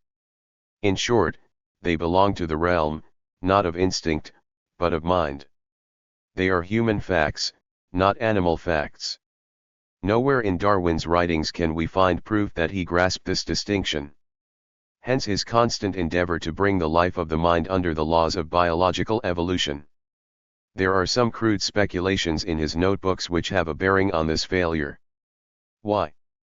He asks himself, is thought being a secretion of the brain more wonderful than gravity a property of matter? He recognizes the crude materialism of this notion but rather likes it. He expostulates playfully with himself, "Oh, you materialist." Then, after more of the same kind, he concludes, "Now that I have a taste of hardness of thought." He is taking stock of his progress and thinks he is getting on. But what, really, are we to make of his definition of thought as a secretion? On the face of it, it is a failure to distinguish the physiological from the psychological. Suppose we say, a stitch in time saves 9, or a rolling stone gathers no moss. Here we have a pair of homely thoughts to use as a touchstone of the new definition. Simple as they are, they involve wide generalizations arising out of experience of human society. They tell us in a symbolic way that when things begin to go wrong, they can easily be set right if tackled promptly. Or that a man who shifts from one job to another will not end up rich. But simple and homely as these samples of proverbial wisdom are, they depend on conceptual thinking and involve the use of words. What, then, is the sense of calling them a secretion? Language. One is an essential difference between animals and men. What then is the sense of defining language in terms of the physiology common to men and animals? Darwin might have asked himself why the brain, being an organ common to all mankind, secreted Hebrew in Jerusalem, Greek in Athens, and Latin in Rome. He might have, but he didn't. The truth is that Darwin never came in sight of the distinction between a biological fact and a mental fact. In modern evolutionary theory, this confusion has been overcome. In evolution as applied to man, two stages are recognized: the animal stage and the distinctively human stage. The second, the psychosocial stage, considers man in society. In this stage, the development of man no longer depends on the blind action of natural selection, but is guided more and more by the purposive action of man himself. Man is the sole bearer of evolution at this stage, and in this his uniqueness consists. Evolution at the psychosocial stage. Man is unique in being the only tool-making animal and the only talking animal. He is in consequence uniquely educable. He still, of course, transmits his physical inheritance of genes from generation to generation, but his mental life, his culture, is passed on by training, educationally, not biologically. These distinctive characteristics of man have made his relation to the natural environment different from that of any other animal. In biological evolution, the pressure of the environment is beyond the control of the animal population subject to it. Not so with man. Since man has been man, he has been purposively engaged in changing his natural environment. The control of fire, clothing, shelter, food production and food storage, have made it possible for man to survive in almost any climate. Every step in advance has meant the adaptation of the natural environment to man, not of man to the natural environment. It is customary now to consider the life of any organism not solely in itself, but in its natural setting. This shift of emphasis has given rise to the all-embracing science of ecology, that is, the study of the habitat. From this angle also the uniqueness of man is revealed. His environment is largely of his own making. His habitat is not any longer nature in the raw, but nature adapted by man to his own ends. Human ecology is unique. When man learned to control fire, when he domesticated the dog, when he learned agriculture and horticulture, and domesticated the sheep and the ox, every step meant a humanizing of the environment. Equally true is this of his discovery of the art of navigation and his various engineering feats on land. All these advances by which, in the biblical phrase, he came to replenish the earth and subdue it, were so many steps towards making the earth his home. As a contemporary poet puts it, home was not built in a day, nor by the beasts and birds. The robin keeps not open nest, the burning tiger for all his jungle craft invites no friend to dine and share the modest comforts of the ancestral lair. Whence man, beginning as a beast among beasts, is driven at last to break with his poor relations, cast off the brute, bring out the man, and incarnate the humane animal, before he can set up house. Leonard Barnes, The Homecoming. Now, of all the tools man has acquired to break with his poor relations and set up house in his planet, the most important one is speech. Without this all else would be impossible. There could be no society, no organized endeavor, no concerted purpose.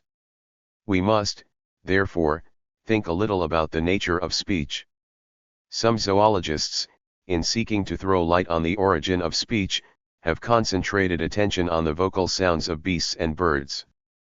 This is only another example of the folly of accumulating observations without first acquiring a mental grasp of the subject under investigation.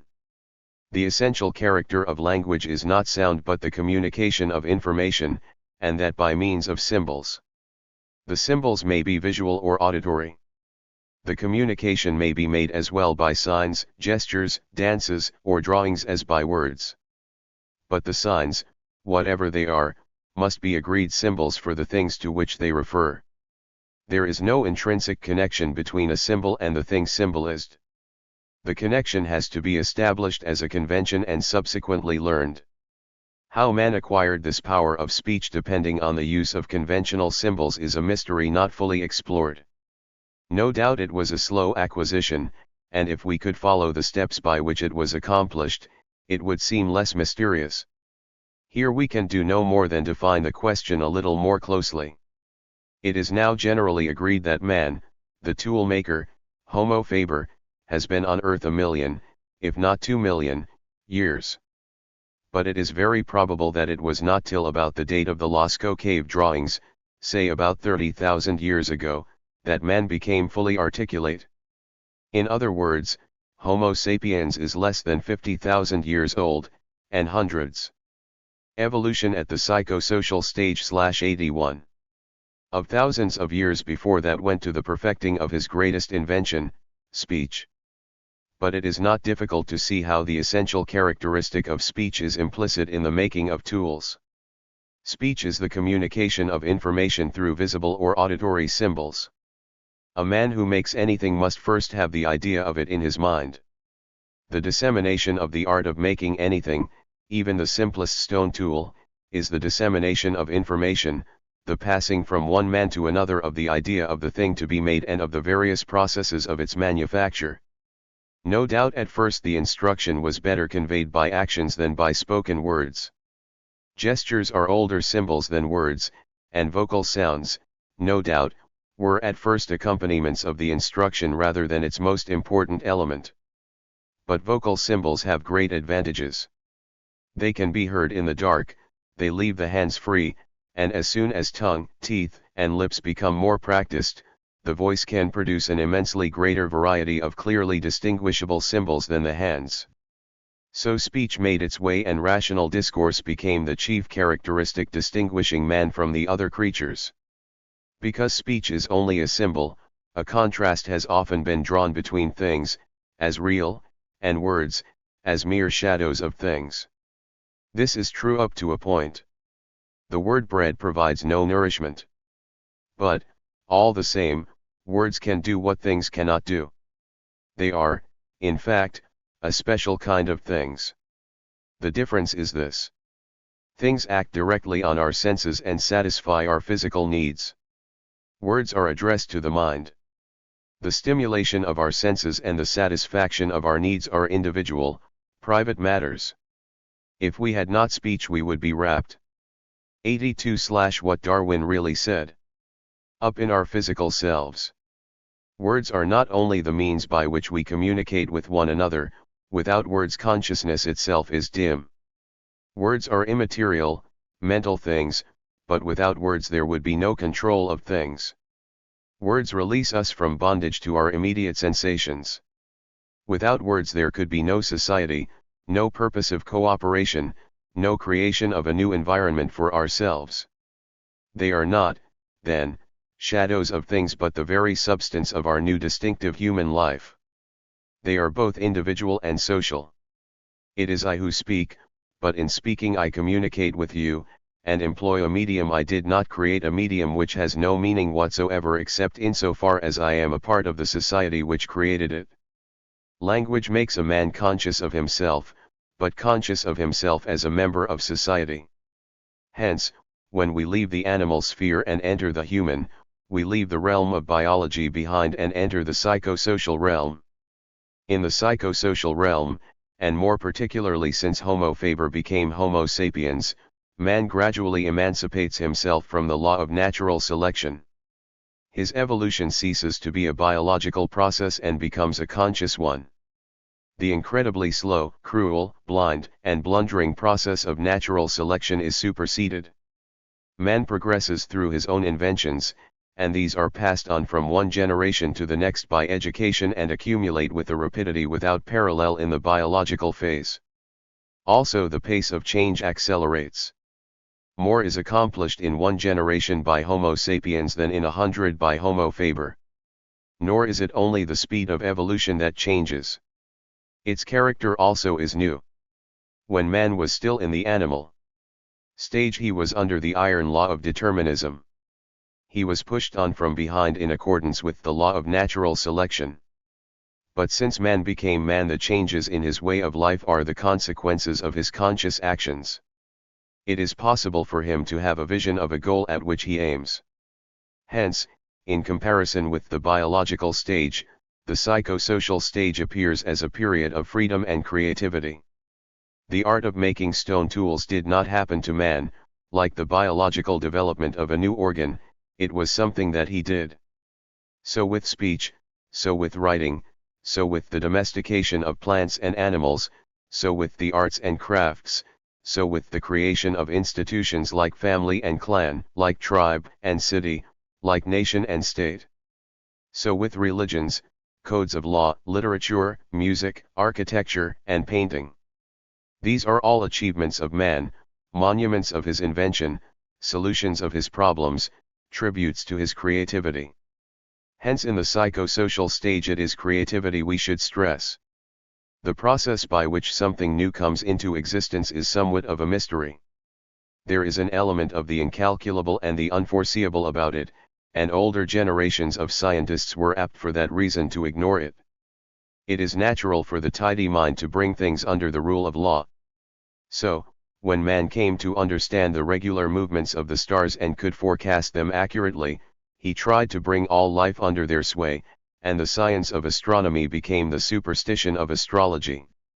A similar tendency accompanied the progress of geography. A knowledge of the climates and characters of the different regions of the world gave birth to the idea of explaining the histories of those regions as effects of geographical causes. Hot climates produce lazy. 84/What Darwin really said. Men, cold ones stupid men, temperate ones active men. Plains have one effect, mountains another, and so on. Blanket generalizations of this kind were applied to the neglect of the facts. Geographical determinism threatened the study of history, and it became necessary to protest that a great nation was a human masterpiece, not a natural product, that it was the fruit of innumerable human decisions, of well-weighed actions, of a steeled will, of creative intelligence, in short of a struggle with the environment and a conquest of it, not a passive submission to imagined geographical causes. So it was that in Darwin's day both Darwin himself and other thinkers, impressed by the biological theory of natural selection and the doctrine of the survival of the fittest, thought it could be extended to cover also the sphere of human history. Darwin's imagination had been filled with the spectacle of raised continents and submerged ocean beds. He had seen the fossil remains of innumerable species of living things destroyed by natural causes. He had explained the creation of vast natural features like the coral reefs of the Pacific by the mindless activity of countless generations of myriads of creatures of the lowest grade of life. He had devoted his life to disentangling the reign of law from the confusion of the phenomena and had at length arrived at the theory of natural selection. Naturally enough, when he turned his mind also to the human scene, he sought to apply the same principle. It was not, of course, that he was unaware of the difference between the world of nature and the world of man. But he did not adequately measure it. Let us repeat some words of his from the Descent of Man. Man, in the rudest state in which he now exists, is the most dominant animal that has ever appeared on earth. He manifestly owes his immense superiority to his intellectual faculties, his social habits, which lead him to aid and defend his fellows, and to his corporeal structure. Here he distinguishes intellect, morality, and corporeal structure. But when he passes on to explain their transmission and development from generation to generation, all alike are regarded as part of man's biological inheritance. Tribes, including many members who were always ready to give aid to each other and to sacrifice themselves for the common good, would be victorious over most other tribes, and this would he natural selection. At all times throughout the world tribes have supplanted other tribes, and as morality is one element in their success, the standard of morality and the number of well-endowed men will thus everywhere tend to rise and increase.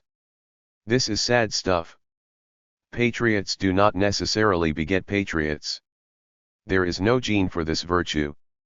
Moral progress is not achieved in this mindless way. Nor did Darwin really think so. But he had no philosophy which could provide him with any other reasonable account of the true nature of the mental world. After all, he had been satisfied, and more than satisfied, with his bold speculation that thought is a secretion of the brain. The brain is certainly biologically inherited. The propositions that it is sweet and noble to die for one's country and greater love hath no man than this that a man lay down his life for his friend are certainly thoughts. Why then should not a brain that had secreted these thoughts in one generation secrete them also in the next? But this, of 86/what Darwin really said, course, is nonsense. Such thoughts are part of the cultural history of mankind, which is superimposed on the biological and not to be identified with it. Darwin had failed to make a clear distinction between the brain and the mind, and the failure had a disastrous effect on his mental life and happiness. When a great advance in scientific knowledge is made, it has the effect of casting the culture of preceding ages temporarily into the shade. They did not even know that the earth goes round the sun, we say of them, why bother about them any more? But this is a mistake. There are great areas of culture that are not affected by revolutions in our theories about the world of nature. The thought and art of ancient Athens, or medieval Paris, or Renaissance Florence, though we may see it in a different perspective, has not been diminished or dimmed by the Copernican revolution. A blindness of this sort seems to have afflicted Darwin after his discovery of the law of natural selection. The old argument of design in nature, as given by Paley, which formerly seemed to me so conclusive, fails, now that the law of natural selection has been discovered. So he wrote in his autobiography, and so far, so good. Nobody would want him to deny evolution, as Galileo was made to deny that the earth moves. There was nothing to be done with Paley but to dismiss him. The trouble began when Darwin, absorbed in elaborating his doctrine of natural selection, lost interest also in the wider culture which had once delighted him. Milton, for example, had been a passion with the youthful Darwin. Paradise Lost was one of the few books he took with him on his voyage to South America. When he went off on his long and lonely expeditions into Argentina or Patagonia, it was his Milton he had in his pack. Now Milton, of course, was a believer in a once-for-all creation of the animal kingdom, and he wrote about it in a style more elevated than Paley but in essence no less absurd. God said, "Let the earth bring forth fowl living in their kind, cattle and creeping things, and beast of the earth, each in their kind. The earth obeyed. The grassy clods now calved, now half appeared the tawny lion, pawing to get free his hinder parts. The swift stag from underground bore up his branching head." Paradise Lost, 7, 450 ff. It is ironical to think that Paradise Lost was Darwin's campfire reading on that wonderful expedition to Punta Alta when he discovered the fossilized remains of 9 great extinct quadrupeds, which led to a decisive step forward in his theory of natural selection. The goddess of luck had great sport with Darwin on that occasion. If her intention had been to cure him of his taste for poetry, no better means could have been devised. There was nature, on the one hand, offering her choicest exhibits to the budding evolutionist, and poetry, on the other, with nothing better to show than a grandiose and rhetorical elaboration of the kind of error he had begun to detest in Paley. Darwin does not tell us that Punta Alta destroyed his taste for Paradise Lost. But this, or something like it, is what the facts reveal. In his autobiography he notes that from about 1842 on he began to lose interest in scenery, poetry, and even in his friends. This curious and lamentable loss, he writes, is all the odder, as books on history, biographies, and travels, and essays on all sorts of subjects, interest me as much as ever they did. My mind seems to have become a machine for grinding general laws out of large collections of facts, but why this should have caused the atrophy of that part of the brain alone, on which the higher tastes depend, I cannot conceive. Again, about scenery, with special reference to the Brazilian forest, he writes, it is not possible to give an adequate idea of the higher feelings of wonder, admiration, and devotion which fill and elevate the mind. But he adds, I cannot see that such inward convictions and feelings are of any weight as evidence of what really exists. Perhaps in the last phrase, evidence of what really exists, we can find a clue to what was happening to Darwin. He talks much of the higher feelings, but he cannot take them for what they are. He wants them to be evidence of something else, and the something else, of which they are not evidence, is what really exists. Obviously this is a limitation of the sphere of real existence to what can be proved by extracting generalizations from large collections of facts. A law like natural selection really exists. But delight in natural beauty or delight in poetry do not prove anything. True, they are in some way higher than the findings of natural science. But since they are not evidence of the truth of some natural law, they are tainted with unreality. Such is the conclusion in which Darwin finds himself, much to his regret, compelled to acquiesce. If I had my life to live over again, I would make a rule to read some poetry or listen to some music at least once a week, for perhaps the parts of my brain now atrophied could thus have been kept active through use. The loss of these tastes is a loss of happiness, and may possibly be injurious to the intellect, and more probably to the moral character, by enfeebling the emotional part of our nature. So he ruminates, and his ruminations only show how far he had gone off the track. To those who care for poetry or music or painting or philosophy or religion, these things are not higher tastes which exist on the periphery of reality. They are not solaces and adornments which, for half an hour at least once a week, refresh the scientist who alone is concerned with what really exists. Music, poetry, painting, philosophy, religion are concerned with what really exists and give knowledge of what really exists. And the scientist needs them because they rescue him from the abstractions, the atoms, the genes, or whatever they may be which make up the content of his particular study.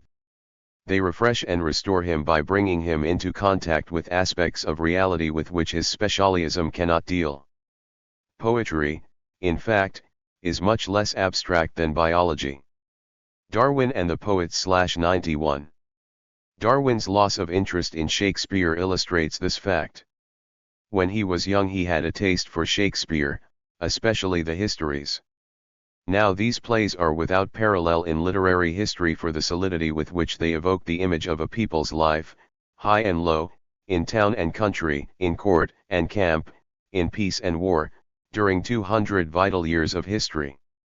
Those who retain interest in life retain interest in the plays, for they enlarge the understanding, quicken the perceptions, expand the sympathies in a unique degree.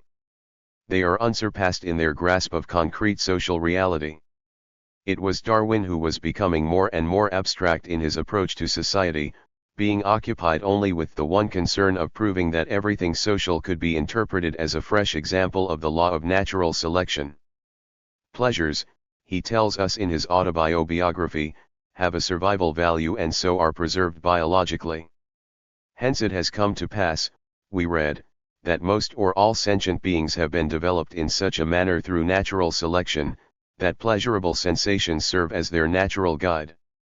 We see this in the pleasure from exertion, even occasionally from great exertion of the body or mind in the pleasure of our daily meals, and especially in the pleasure derived from sociability and from loving our families. Biologically this is nonsense. There is no gene for domestic felicity. Do not look to natural selection to secure you that. And, in addition, what a degree of abstraction. When the word pleasure is stretched to cover physical sensations, the satisfaction of great mental exertion, and the happiness of being with family and friends, it has become so tenuous as to be almost without meaning. It would be pleasant if we could leave the matter here. Unhappily, this attempt of Darwin's to bring the phenomena of society under the biological law of the survival of the fittest offered a scientific justification for some of the vilest acts in history. Social Darwinism, as it has been called, is an ugly chapter in our recent past. If the survival of the fittest is nature's law, and if nature's law is to rule also in society, then there is a case for sending the weakest to the wall, or, to put it bluntly, for genocide. The argument was not lost on the Nazis. But we may drop the subject here. Nothing could be less in keeping with Darwin's personal character than racial antipathy, enslavement of weaker peoples, or extermination of those judged by butchers to be less fit. The Voyage of the Beagle, which when all is said and done remains his best book, is full of generous and just comment on all sorts and conditions of men. All that we need to uncover and reject is Darwin's inability to distinguish a human from a biological fact. Interest in Darwin's rejection of Christianity was revived a few years ago by the publication of the complete text of the autobiography. He describes the change of opinion that began to overtake him in 1836 on his return from the Voyage of the Beagle. I had gradually come to see that the Old Testament, from its manifestly false history of the world, with the Tower of Babel, the rainbow as a sign, etc., etc., and from its attributing to God the feelings of a revengeful tyrant, was no more to be trusted than the sacred books of the Hindus, or the beliefs of any barbarian. By further reflecting that the clearest evidence would be required to make any sane man believe in the miracles by which Christianity is supported, I gradually came to disbelieve in Christianity as a divine revelation. Disbelief crept over me at a very slow rate, but was at last complete. The rate was so slow that I felt no distress, and have never since doubted even for a single second that my conclusion was correct. We might connect his loss of faith with the other symptoms of mental atrophy of which he complains. But this would be quite unfair. It is more to the point to recall the limitations of the orthodox tradition in which he was brought up. We have to remember that these limitations were such that even as a student of divinity at Cambridge he could still profess belief in the strict and literal truth of every word of the Bible. Considering the blinkers with which he had been fitted, we must give him credit for seeing that the Tower of Babel and Noah's Ark are not the same kind of thing as the histories his contemporary, Macaulay, was writing. But all the same, the medieval guildsmen who handled these old Oriental tales with imaginative freedom in their mystery plays had more sense than this. They did not bother about their literal truth, but felt instinctively their imaginative truth as a comment on human life. Darwin's complaint about the revengeful feelings attributed to God does credit to his heart, but springs from the same cultural inadequacy.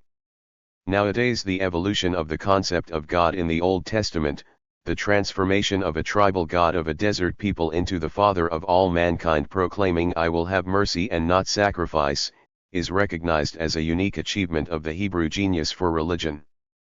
But, as we have seen, Darwin, whose understanding of cultural history was very limited, regarded what he called the ennobling belief in an omnipotent God as a product of biological evolution. In his criticism of the New Testament, we sympathize with his revolt from a view of Christianity which relies on miracles as evidence of its truth. All these breaches of the natural law serve only to obscure the great miracle, the gospel itself. Darwin threw the baby out with the bathwater, as did many of the best of his contemporaries. But he left us with a new riddle: how to explain the Sermon on the Mount by natural selection. But his achievement was not merely negative. The fact is that Darwin in the 19th century was performing a service like that of Galileo in the 17th. He was forcing the orthodox to revise their attitude to their sacred books. The effect of the two men's work has been permanent. They brought to an end the practice of using the Bible as an authority on physical and biological science, a thoroughly wholesome development. But it has had an unfortunate side effect. For a certain type of mind, increasingly common in our age, whose whole conception of truth is limited to the natural sciences, the Bible has become a closed book. Its kind of truth has become invisible. Science claims, and rightly claims, to be ethically neutral. It is easy, then, to understand that the great modern advances in science, while they increase our knowledge, do not deepen our wisdom. Copernicus revived an old Greek theory that the Earth goes round the Sun. Newton discovered the law of gravity. Harvey discovered the circulation of the blood. Darwin discovered the principle of natural selection. Dalton revived the atomic theory of Democritus. The physicists split the atom, which was by definition unsplittable. And so on. These advances have so altered our conception of the external world that we are inclined to think, and are often told, that the world was plunged in darkness before they were made. But we forget that great civilizations, in many ways superior to our own, flourished before the natural sciences in their present phase were born. Men did not need to prove that the earth goes round the sun in order to create Greek literature or Roman law, or what is more fundamental, to create the Greek city-state and the Roman Empire, which were the social bases of the literature and the law. Shakespeare knew nothing of Harvey's discovery about circulation or Gilbert's about the magnet. But that did not prevent him from becoming England's, if not the world's, greatest dramatic poet, i.e., from understanding social reality more deeply than any other man. And so with the Bible. The old Hebrew writers have no vocabulary in which to deal with the laws of nature. The very concept of nature, which we have borrowed from the Greeks, was unfamiliar to them. They were concerned with something different, but certainly not less real. We may call it wisdom rather than science.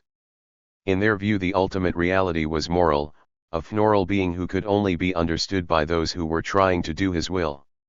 This too is a point of view, but one Darwin missed. But in abandoning Christianity, Darwin did not become an atheist, he reverted to the theism of his father and grandfather. He chose always to lard his writings with references to the first cause or the creator. The difficulty is to discover what he meant by these terms. He seems to have recognized two kinds of reasons for believing in God, the emotional and the rational. He discusses the first in relation to the tremendous impression made upon him by the Brazilian forest. But, as we have seen, he dismissed this with the remark, "I cannot see that such inward convictions and feelings are of any weight as evidence of what really exists." He then proceeds to deal with the possible rational grounds for belief. Another source of conviction in the existence of God, connected with the reason and not with the feelings, impresses me as having much more weight. This follows from the extreme difficulty or rather impossibility of conceiving this immense and wonderful universe, including man with his capacity for looking far backwards and far into futurity, as the result of blind chance or necessity. When thus reflecting, I feel compelled to look to a first cause having an intelligent mind in some degree analogous to that of man, and I deserve to be called atheist. Autobiography, page 92. Copyright Nora Barlow 1958. This conclusion, he adds, was strong in his mind when he wrote The Origin of Species, but gradually became weaker. His correspondence gives further evidence of the fluctuations and weakening of his faith. The impossibility of conceiving that this grand and wondrous universe with our conscious selves arose through chance, seems to me the chief argument for the existence of God, but whether this argument is of real value, I have never been able to decide. The safest conclusion seems to be that the whole subject is beyond the scope of man's intellect. And again, in my most extreme fluctuations I have never been an atheist in the sense of denying the existence of a God. I think that generally, but not always, an agnostic would be the more correct description of my state of mind. In another letter, with charming candor, he calls his theology a simple muddle religion, however, continued to occupy his mind, and probably the best thought out and clearest statement of his views is to be found in the conclusion of the variation of plants and animals under domestication. In accordance with the views maintained by me in this work and elsewhere, not only the various domestic races, but the most distinct genera and orders within the same great class, for instance, mammals, birds, reptiles, and fishes, are all the descendants of one common progenitor, and we must admit that the whole vast amount of difference between these forms has primarily arisen from simple variability. To consider the subject from this point of view is enough to strike one dumb with amazement. But our astonishment ought to be lessened when we reflect that beings almost infinite in number, during an almost infinite lapse of time, have often had their whole organization rendered in some degree plastic, and that each slight modification of structure which was in any way beneficial under excessively complex conditions of life has been preserved, whilst each which was in any way injurious has been rigorously destroyed. And the long-continued accumulation of beneficial variations will infallibly have led to structures as diversified, as beautifully adapted for various purposes and as excellently coordinated, as we see in the animals and plants around us. Hence I have spoken of selection as the paramount power, whether applied by man to the formation of domestic breeds, or by nature to the production of species. And here we are led to face a great difficulty, in alluding to which I am aware that I am traveling beyond my proper province. An omniscient creator must have foreseen every consequence which results from the laws imposed by him. But can it be reasonably maintained that the Creator specially ordained for the sake of the breeder each of the innumerable variations in our domestic animals and plants, many of these variations being of no service to man, and not beneficial, far more often injurious, to the creatures themselves? Did he ordain that the crop and tail feathers of the pigeon should vary in order that the fancier might make his grotesque pouter and fantail breeds?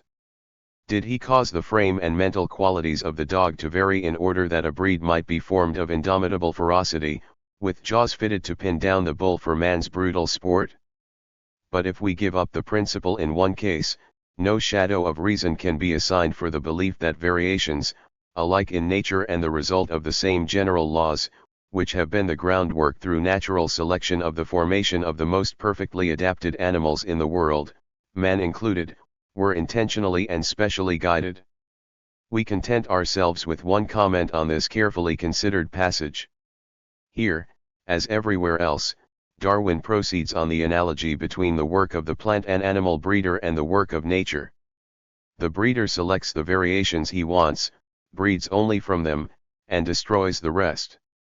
So natural selection, personified as the paramount power, preserves beneficial variations and rigorously destroys those even slightly injurious, and so on. But selection is only a metaphor transferred from the conscious, purposive activity of the human breeder to the unconscious, purposeless activity of nature. It would be less misleading to describe nature's process as a sort of sieve which automatically sorts out the different constituents in a mixture. It does not justify Darwin's terminology. It does not justify the title of his chief work, The Origin of Species by Means of Natural Selection or the Preservation of Favored Races in the Struggle for Life. There are no favored races and no selection. These phrases belong to the vocabulary of conscious design, which is precisely what Darwin wishes to exclude. 14. Darwin's place in the history of thought. Evolution in the broadest sense of the word has three phases: inorganic, organic, and human. In the inorganic phase the only laws that operate are physico-chemical. The moon, when we get there, should offer an example of this phase. A lifeless orb. Then, perhaps about 2,000 million years ago, began on Earth the second phase, the organic. This is the domain of biological law. So far as we yet certainly know, this phase has occurred nowhere else. During this phase there was plant and animal life without man. What the Earth was then like can be inferred from the fossil record and experienced in a few unpeopled regions. Its image may be to some degree perpetuated for future generations by nature reserves. When did the third phase, the human, begin? If we look for traces of man as a tool maker, possibly about 2 million years ago, if we look for Homo sapiens, perhaps 30,000 years ago, if we choose the time when man became truly the dominant creature, then perhaps no more than 10,000 years ago. It is astonishing how quickly life, once it began, spread in its myriad forms all over the globe in sea, land, and air. It is equally astonishing how man, since he emerged as the dominant species, has done the same. The third, the human, phase is the domain of conscious, purposive life, the psychosocial phase. It is in this third phase that Darwin walks with an uncertain step. Indeed, he never clearly recognized or acknowledged its separate existence. It was for him a mere extension of the biological phase. His subject is the origin of species, not cultural history. In the first two evolutionary stages, Darwin was a pioneer. His quick insight into nature's ways enabled him to anticipate modern views on the transition from the inorganic to the organic stage and on the dramatic change in the whole economy of nature involved in the advent of life. Sir Gavin de Beer quotes from a letter of 1871. It is often said that all the conditions for the first production of a living organism are now present. But if we could conceive in some little pond, with all sorts of ammonia and phosphoric salts, light, heat, electricity, etc., present, that a protein compound was chemically formed ready to undergo still more complex changes, at the present day such matter would be instantly devoured or absorbed, which would not have been the case before living creatures were formed. But no such flash of insight illuminated for Darwin the magnitude of the transition from the animal to the human, from life to self-conscious life. He was better equipped to understand nature than human nature, and, after all, the urgent necessity in his day was to demonstrate the origin of species, including man, by natural selection. This, in spite of illness and opposition, Darwin did. It was for a later generation to rediscover, and redefine, the uniqueness of man. In the early days of British science, before the foundation of the Royal Society, Francis Bacon had urged his generation to give up spinning theories of the universe out of books and to go straight to nature herself. This he called the commerce of the mind with things. Nobody ever followed this advice with more devotion than Darwin. But Bacon had added a caution which Darwin, if he had ever heard of it, did not heed. It was a weakness of the human mind, Bacon warned, when it had discovered a truth by concentration on one field, to think it capable of universal application. Darwin exemplifies this tendency. Having made an immense advance in understanding the mode of evolution in the instinctive realm of animal life, he then without any misgiving applied his findings to the rational life of man. But these two faculties, instinct and reason, differ so much that what is true of the one cannot be transferred without more ado to the other. To ignore the difference, as Darwin did, was to blind himself to the whole history of mankind. Man is what he is on account of the institutions he has created. In the animal world, instinctive patterns of behavior are handed down from generation to generation by the mechanism of biological inheritance. This is true even of those patterns of behavior which most resemble human communication, like the warning cries of animals and the dancing of bees to indicate the location of sources of honey. But in human society the transmission of the cultural inheritance is not biological but educational. The education consists in a conscious initiation into all forms of social life, and the essential medium of the initiation is language. Darwin, of course, knew this, but the knowledge played no part in the formation of his theory of evolution as applied to man. He speculates, for instance, on the changes necessary to turn a naked Fuegian into a civilized man, and it is plain that he understands them in a biological rather than a cultural sense. This is a new kind of misunderstanding such as often arises from the progress of knowledge. 250 years earlier Francis Bacon was free from it. Writing at the time of the first contact between the English and the American Indians, he says, "Consider the abyss which separates the life of men in some highly civilized region of Europe from that of some savage, barbarous tract of New India. So great is it that one might appear a god to the other. And this is the effect not of soil, not of climate, not of physique, but of the arts." In other words, while Bacon would educate the Fuegians, Darwin would wait for them to evolve. Natural selection, not education, would have to do the job. We have already insisted that Darwin personally was a notably humane and friendly man. But his theory can still be invoked to lend a scientific color to those oppressive ruling minorities in various parts of the world who deny rights to their less educated subjects on the grounds that they are not yet sufficiently evolved. Darwin's place in the history of thought /105. In comparison with modern conceptions of evolution, Darwin's inclusion of the human in the biological stage is the greatest weakness of his work. Naturally, modern sociologists are not slow to dissociate themselves from this outmoded view. The essential point is put succinctly by Ginsberg: mental development in man is a social process. We can set aside Darwin's unhappy biological image. Thought is not a secretion of the brain, but the creation of man in society. Consequently, any analogy between biological and sociological processes is misleading.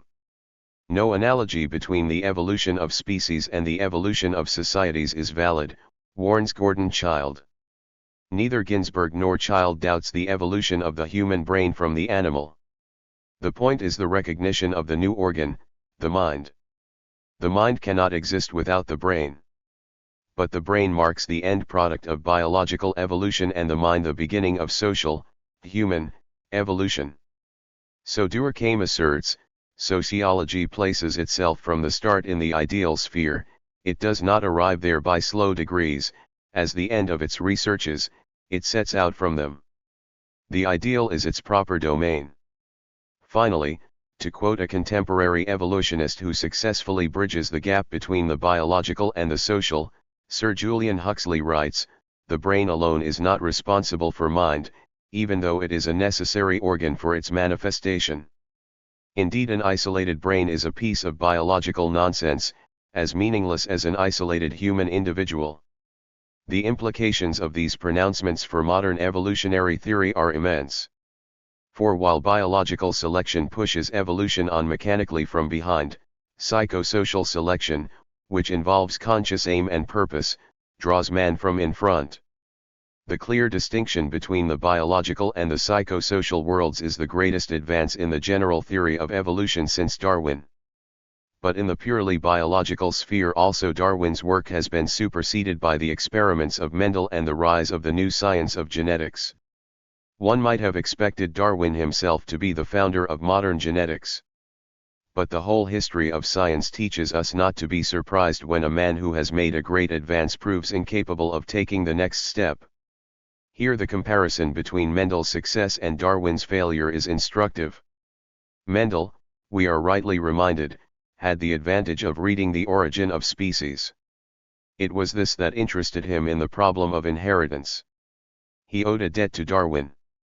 But this only serves to emphasize the point, which is that both men had the same evidence before them, and Mendel saw how to make use of it while Darwin did not.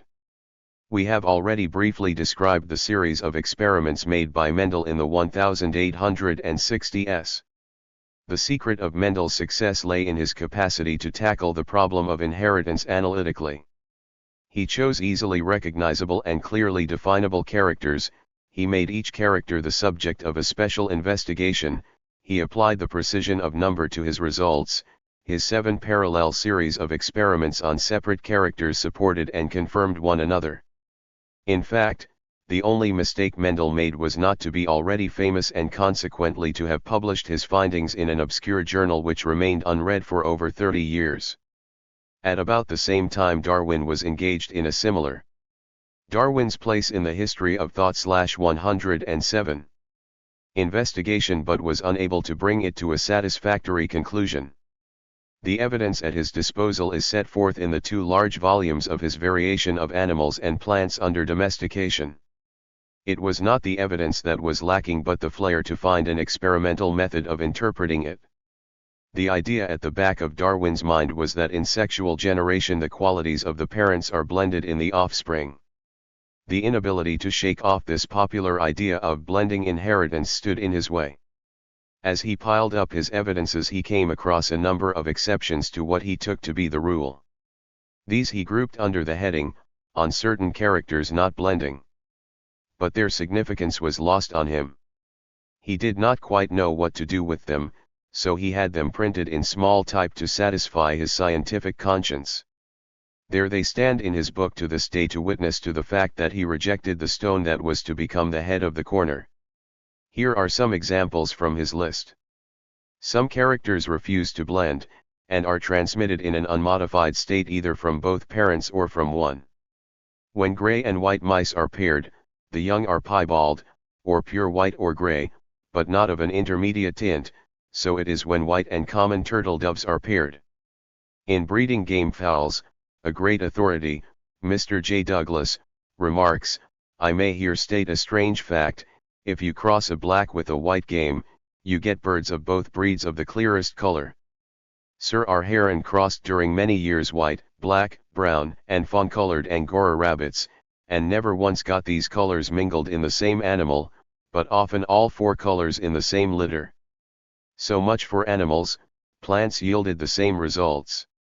Gärtner crossed many white and yellow-flowered species and varieties of verbascum, and these colors were never blended, but the offspring bore either pure white or pure yellow blossoms, the former in the larger proportion. Dr. Herbert raised many seedlings, as he informed me, from Swedish turnips crossed by two other varieties, and these never produced flowers of an intermediate tint, but always like one of their parents.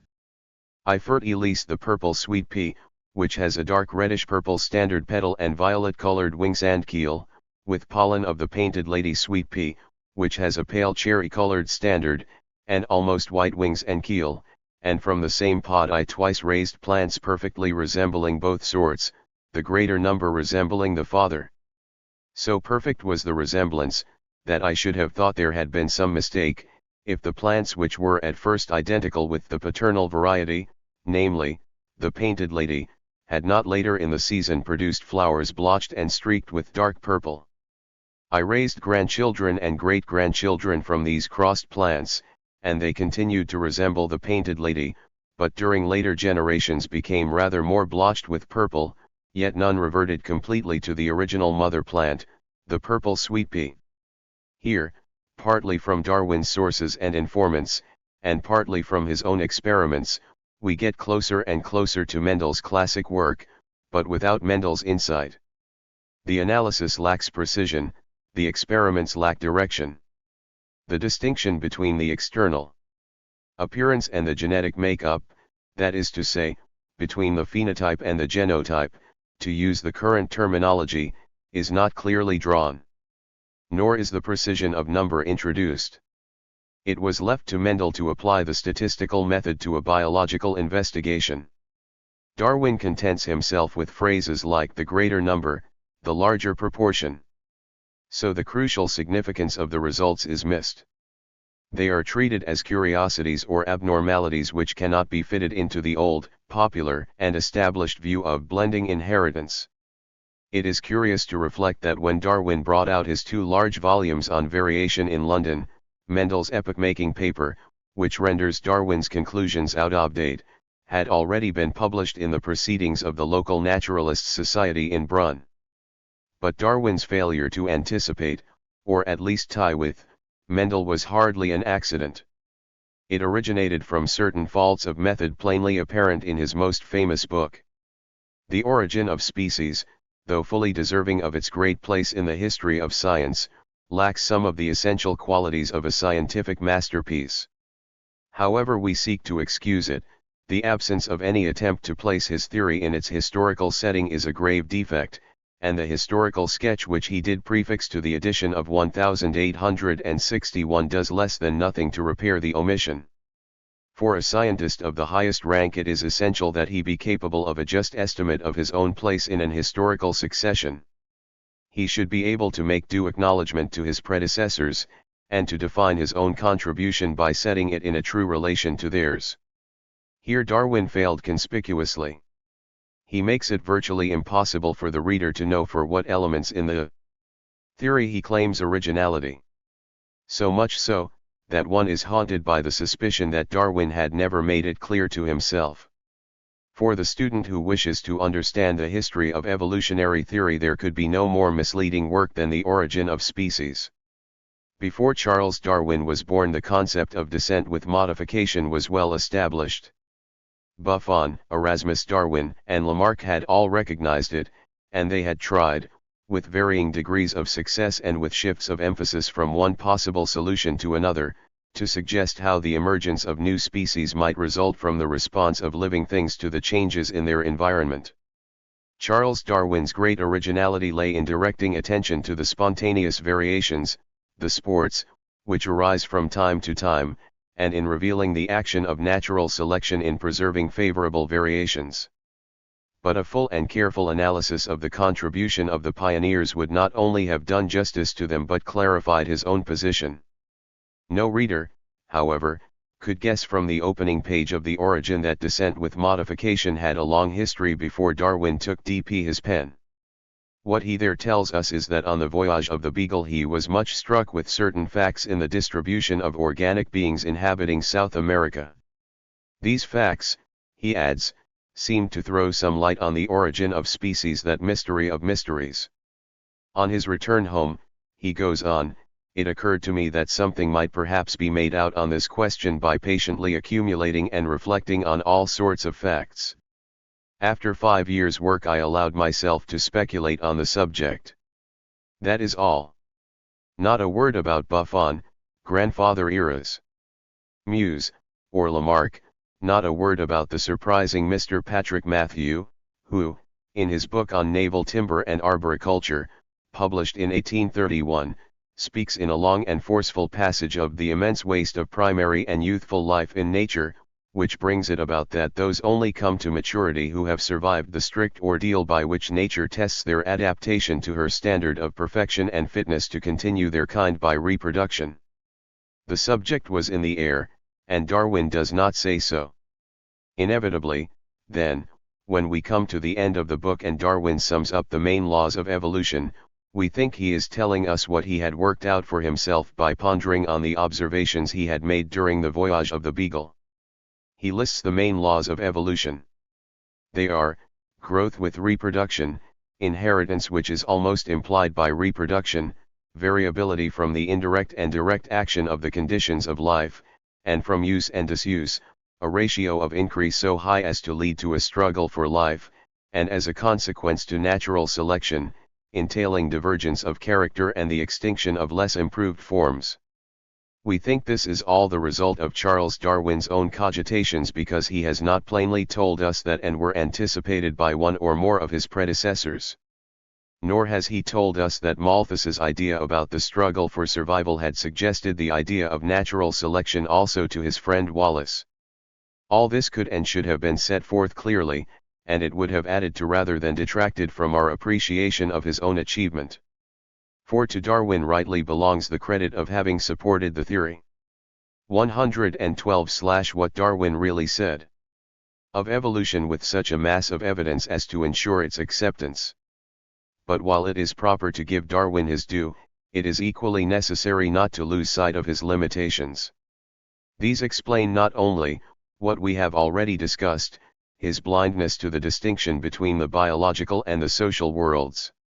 They explain also, I think, how he came to miss the significance of the facts which led Mendel to the discovery of particulate inheritance and made him the true founder of genetics. What I mean is this.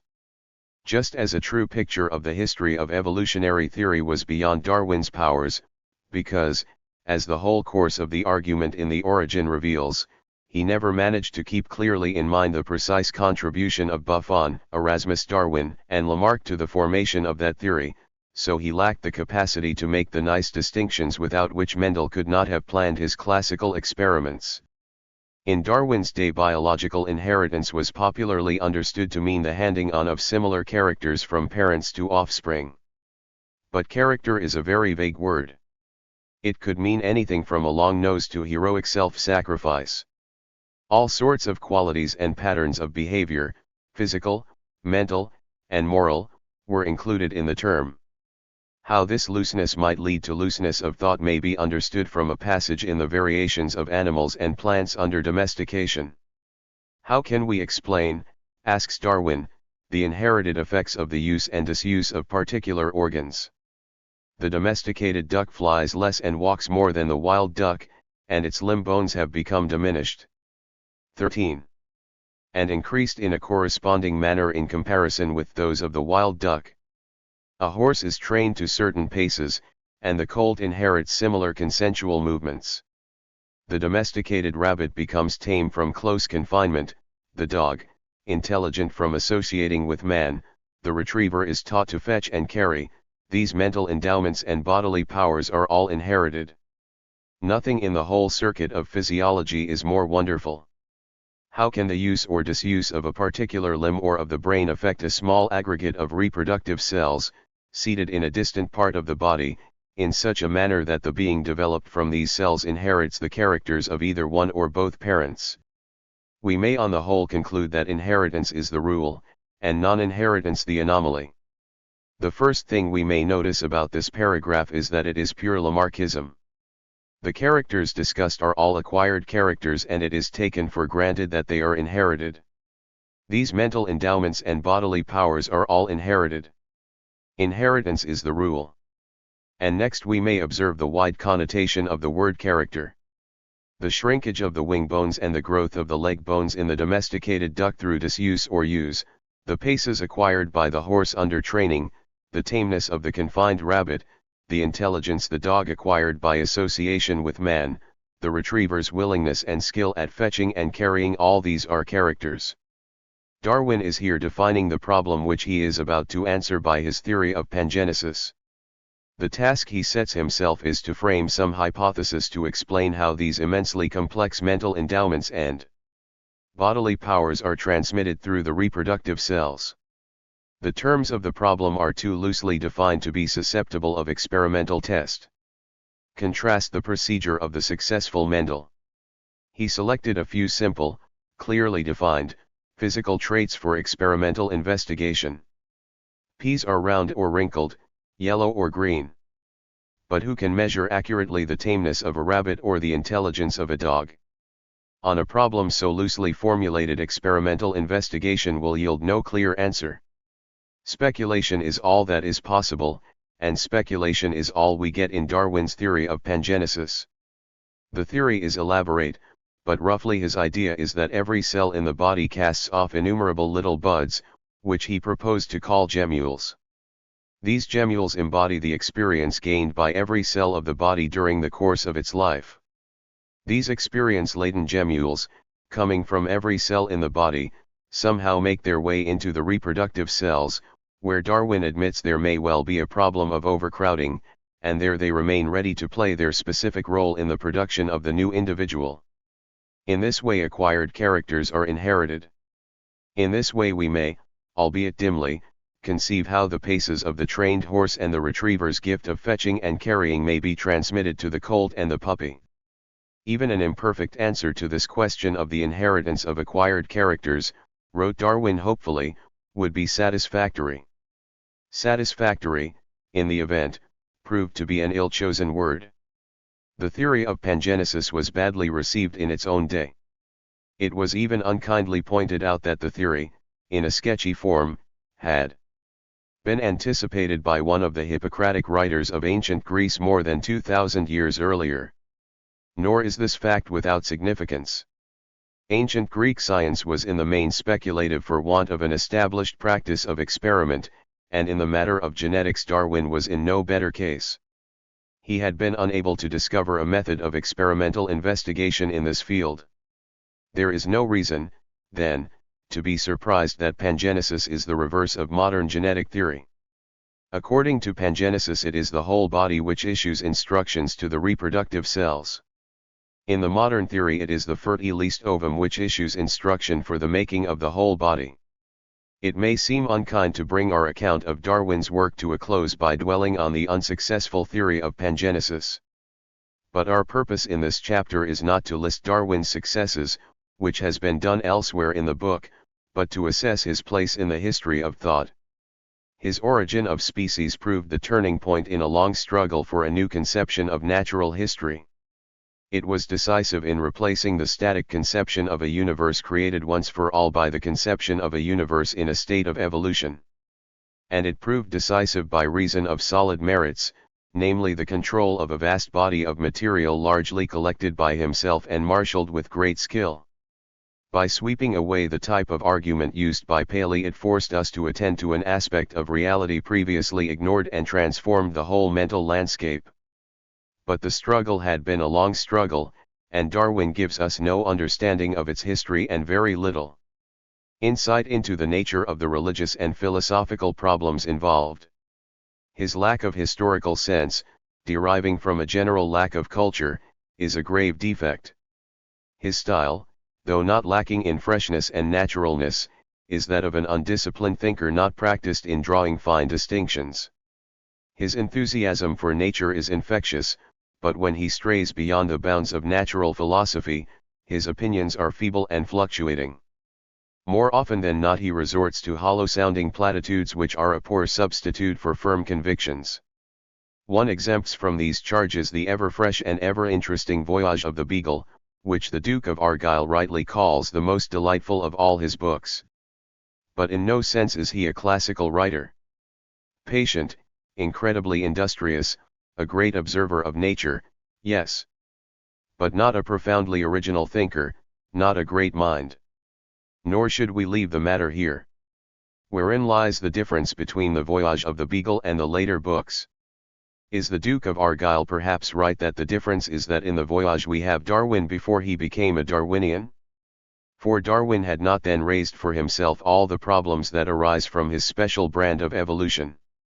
If, as he maintained when he was not simply repeating Lamarck, the whole process of nature is nothing but the result of the mindless action of natural selection on the random variations that arise between one generation and the next, how then account for the life of mind and purpose for whose manifestations he showed such generous regard in his first book? These were the questions the mature Darwin was half afraid to look at and wholly incapable of answering.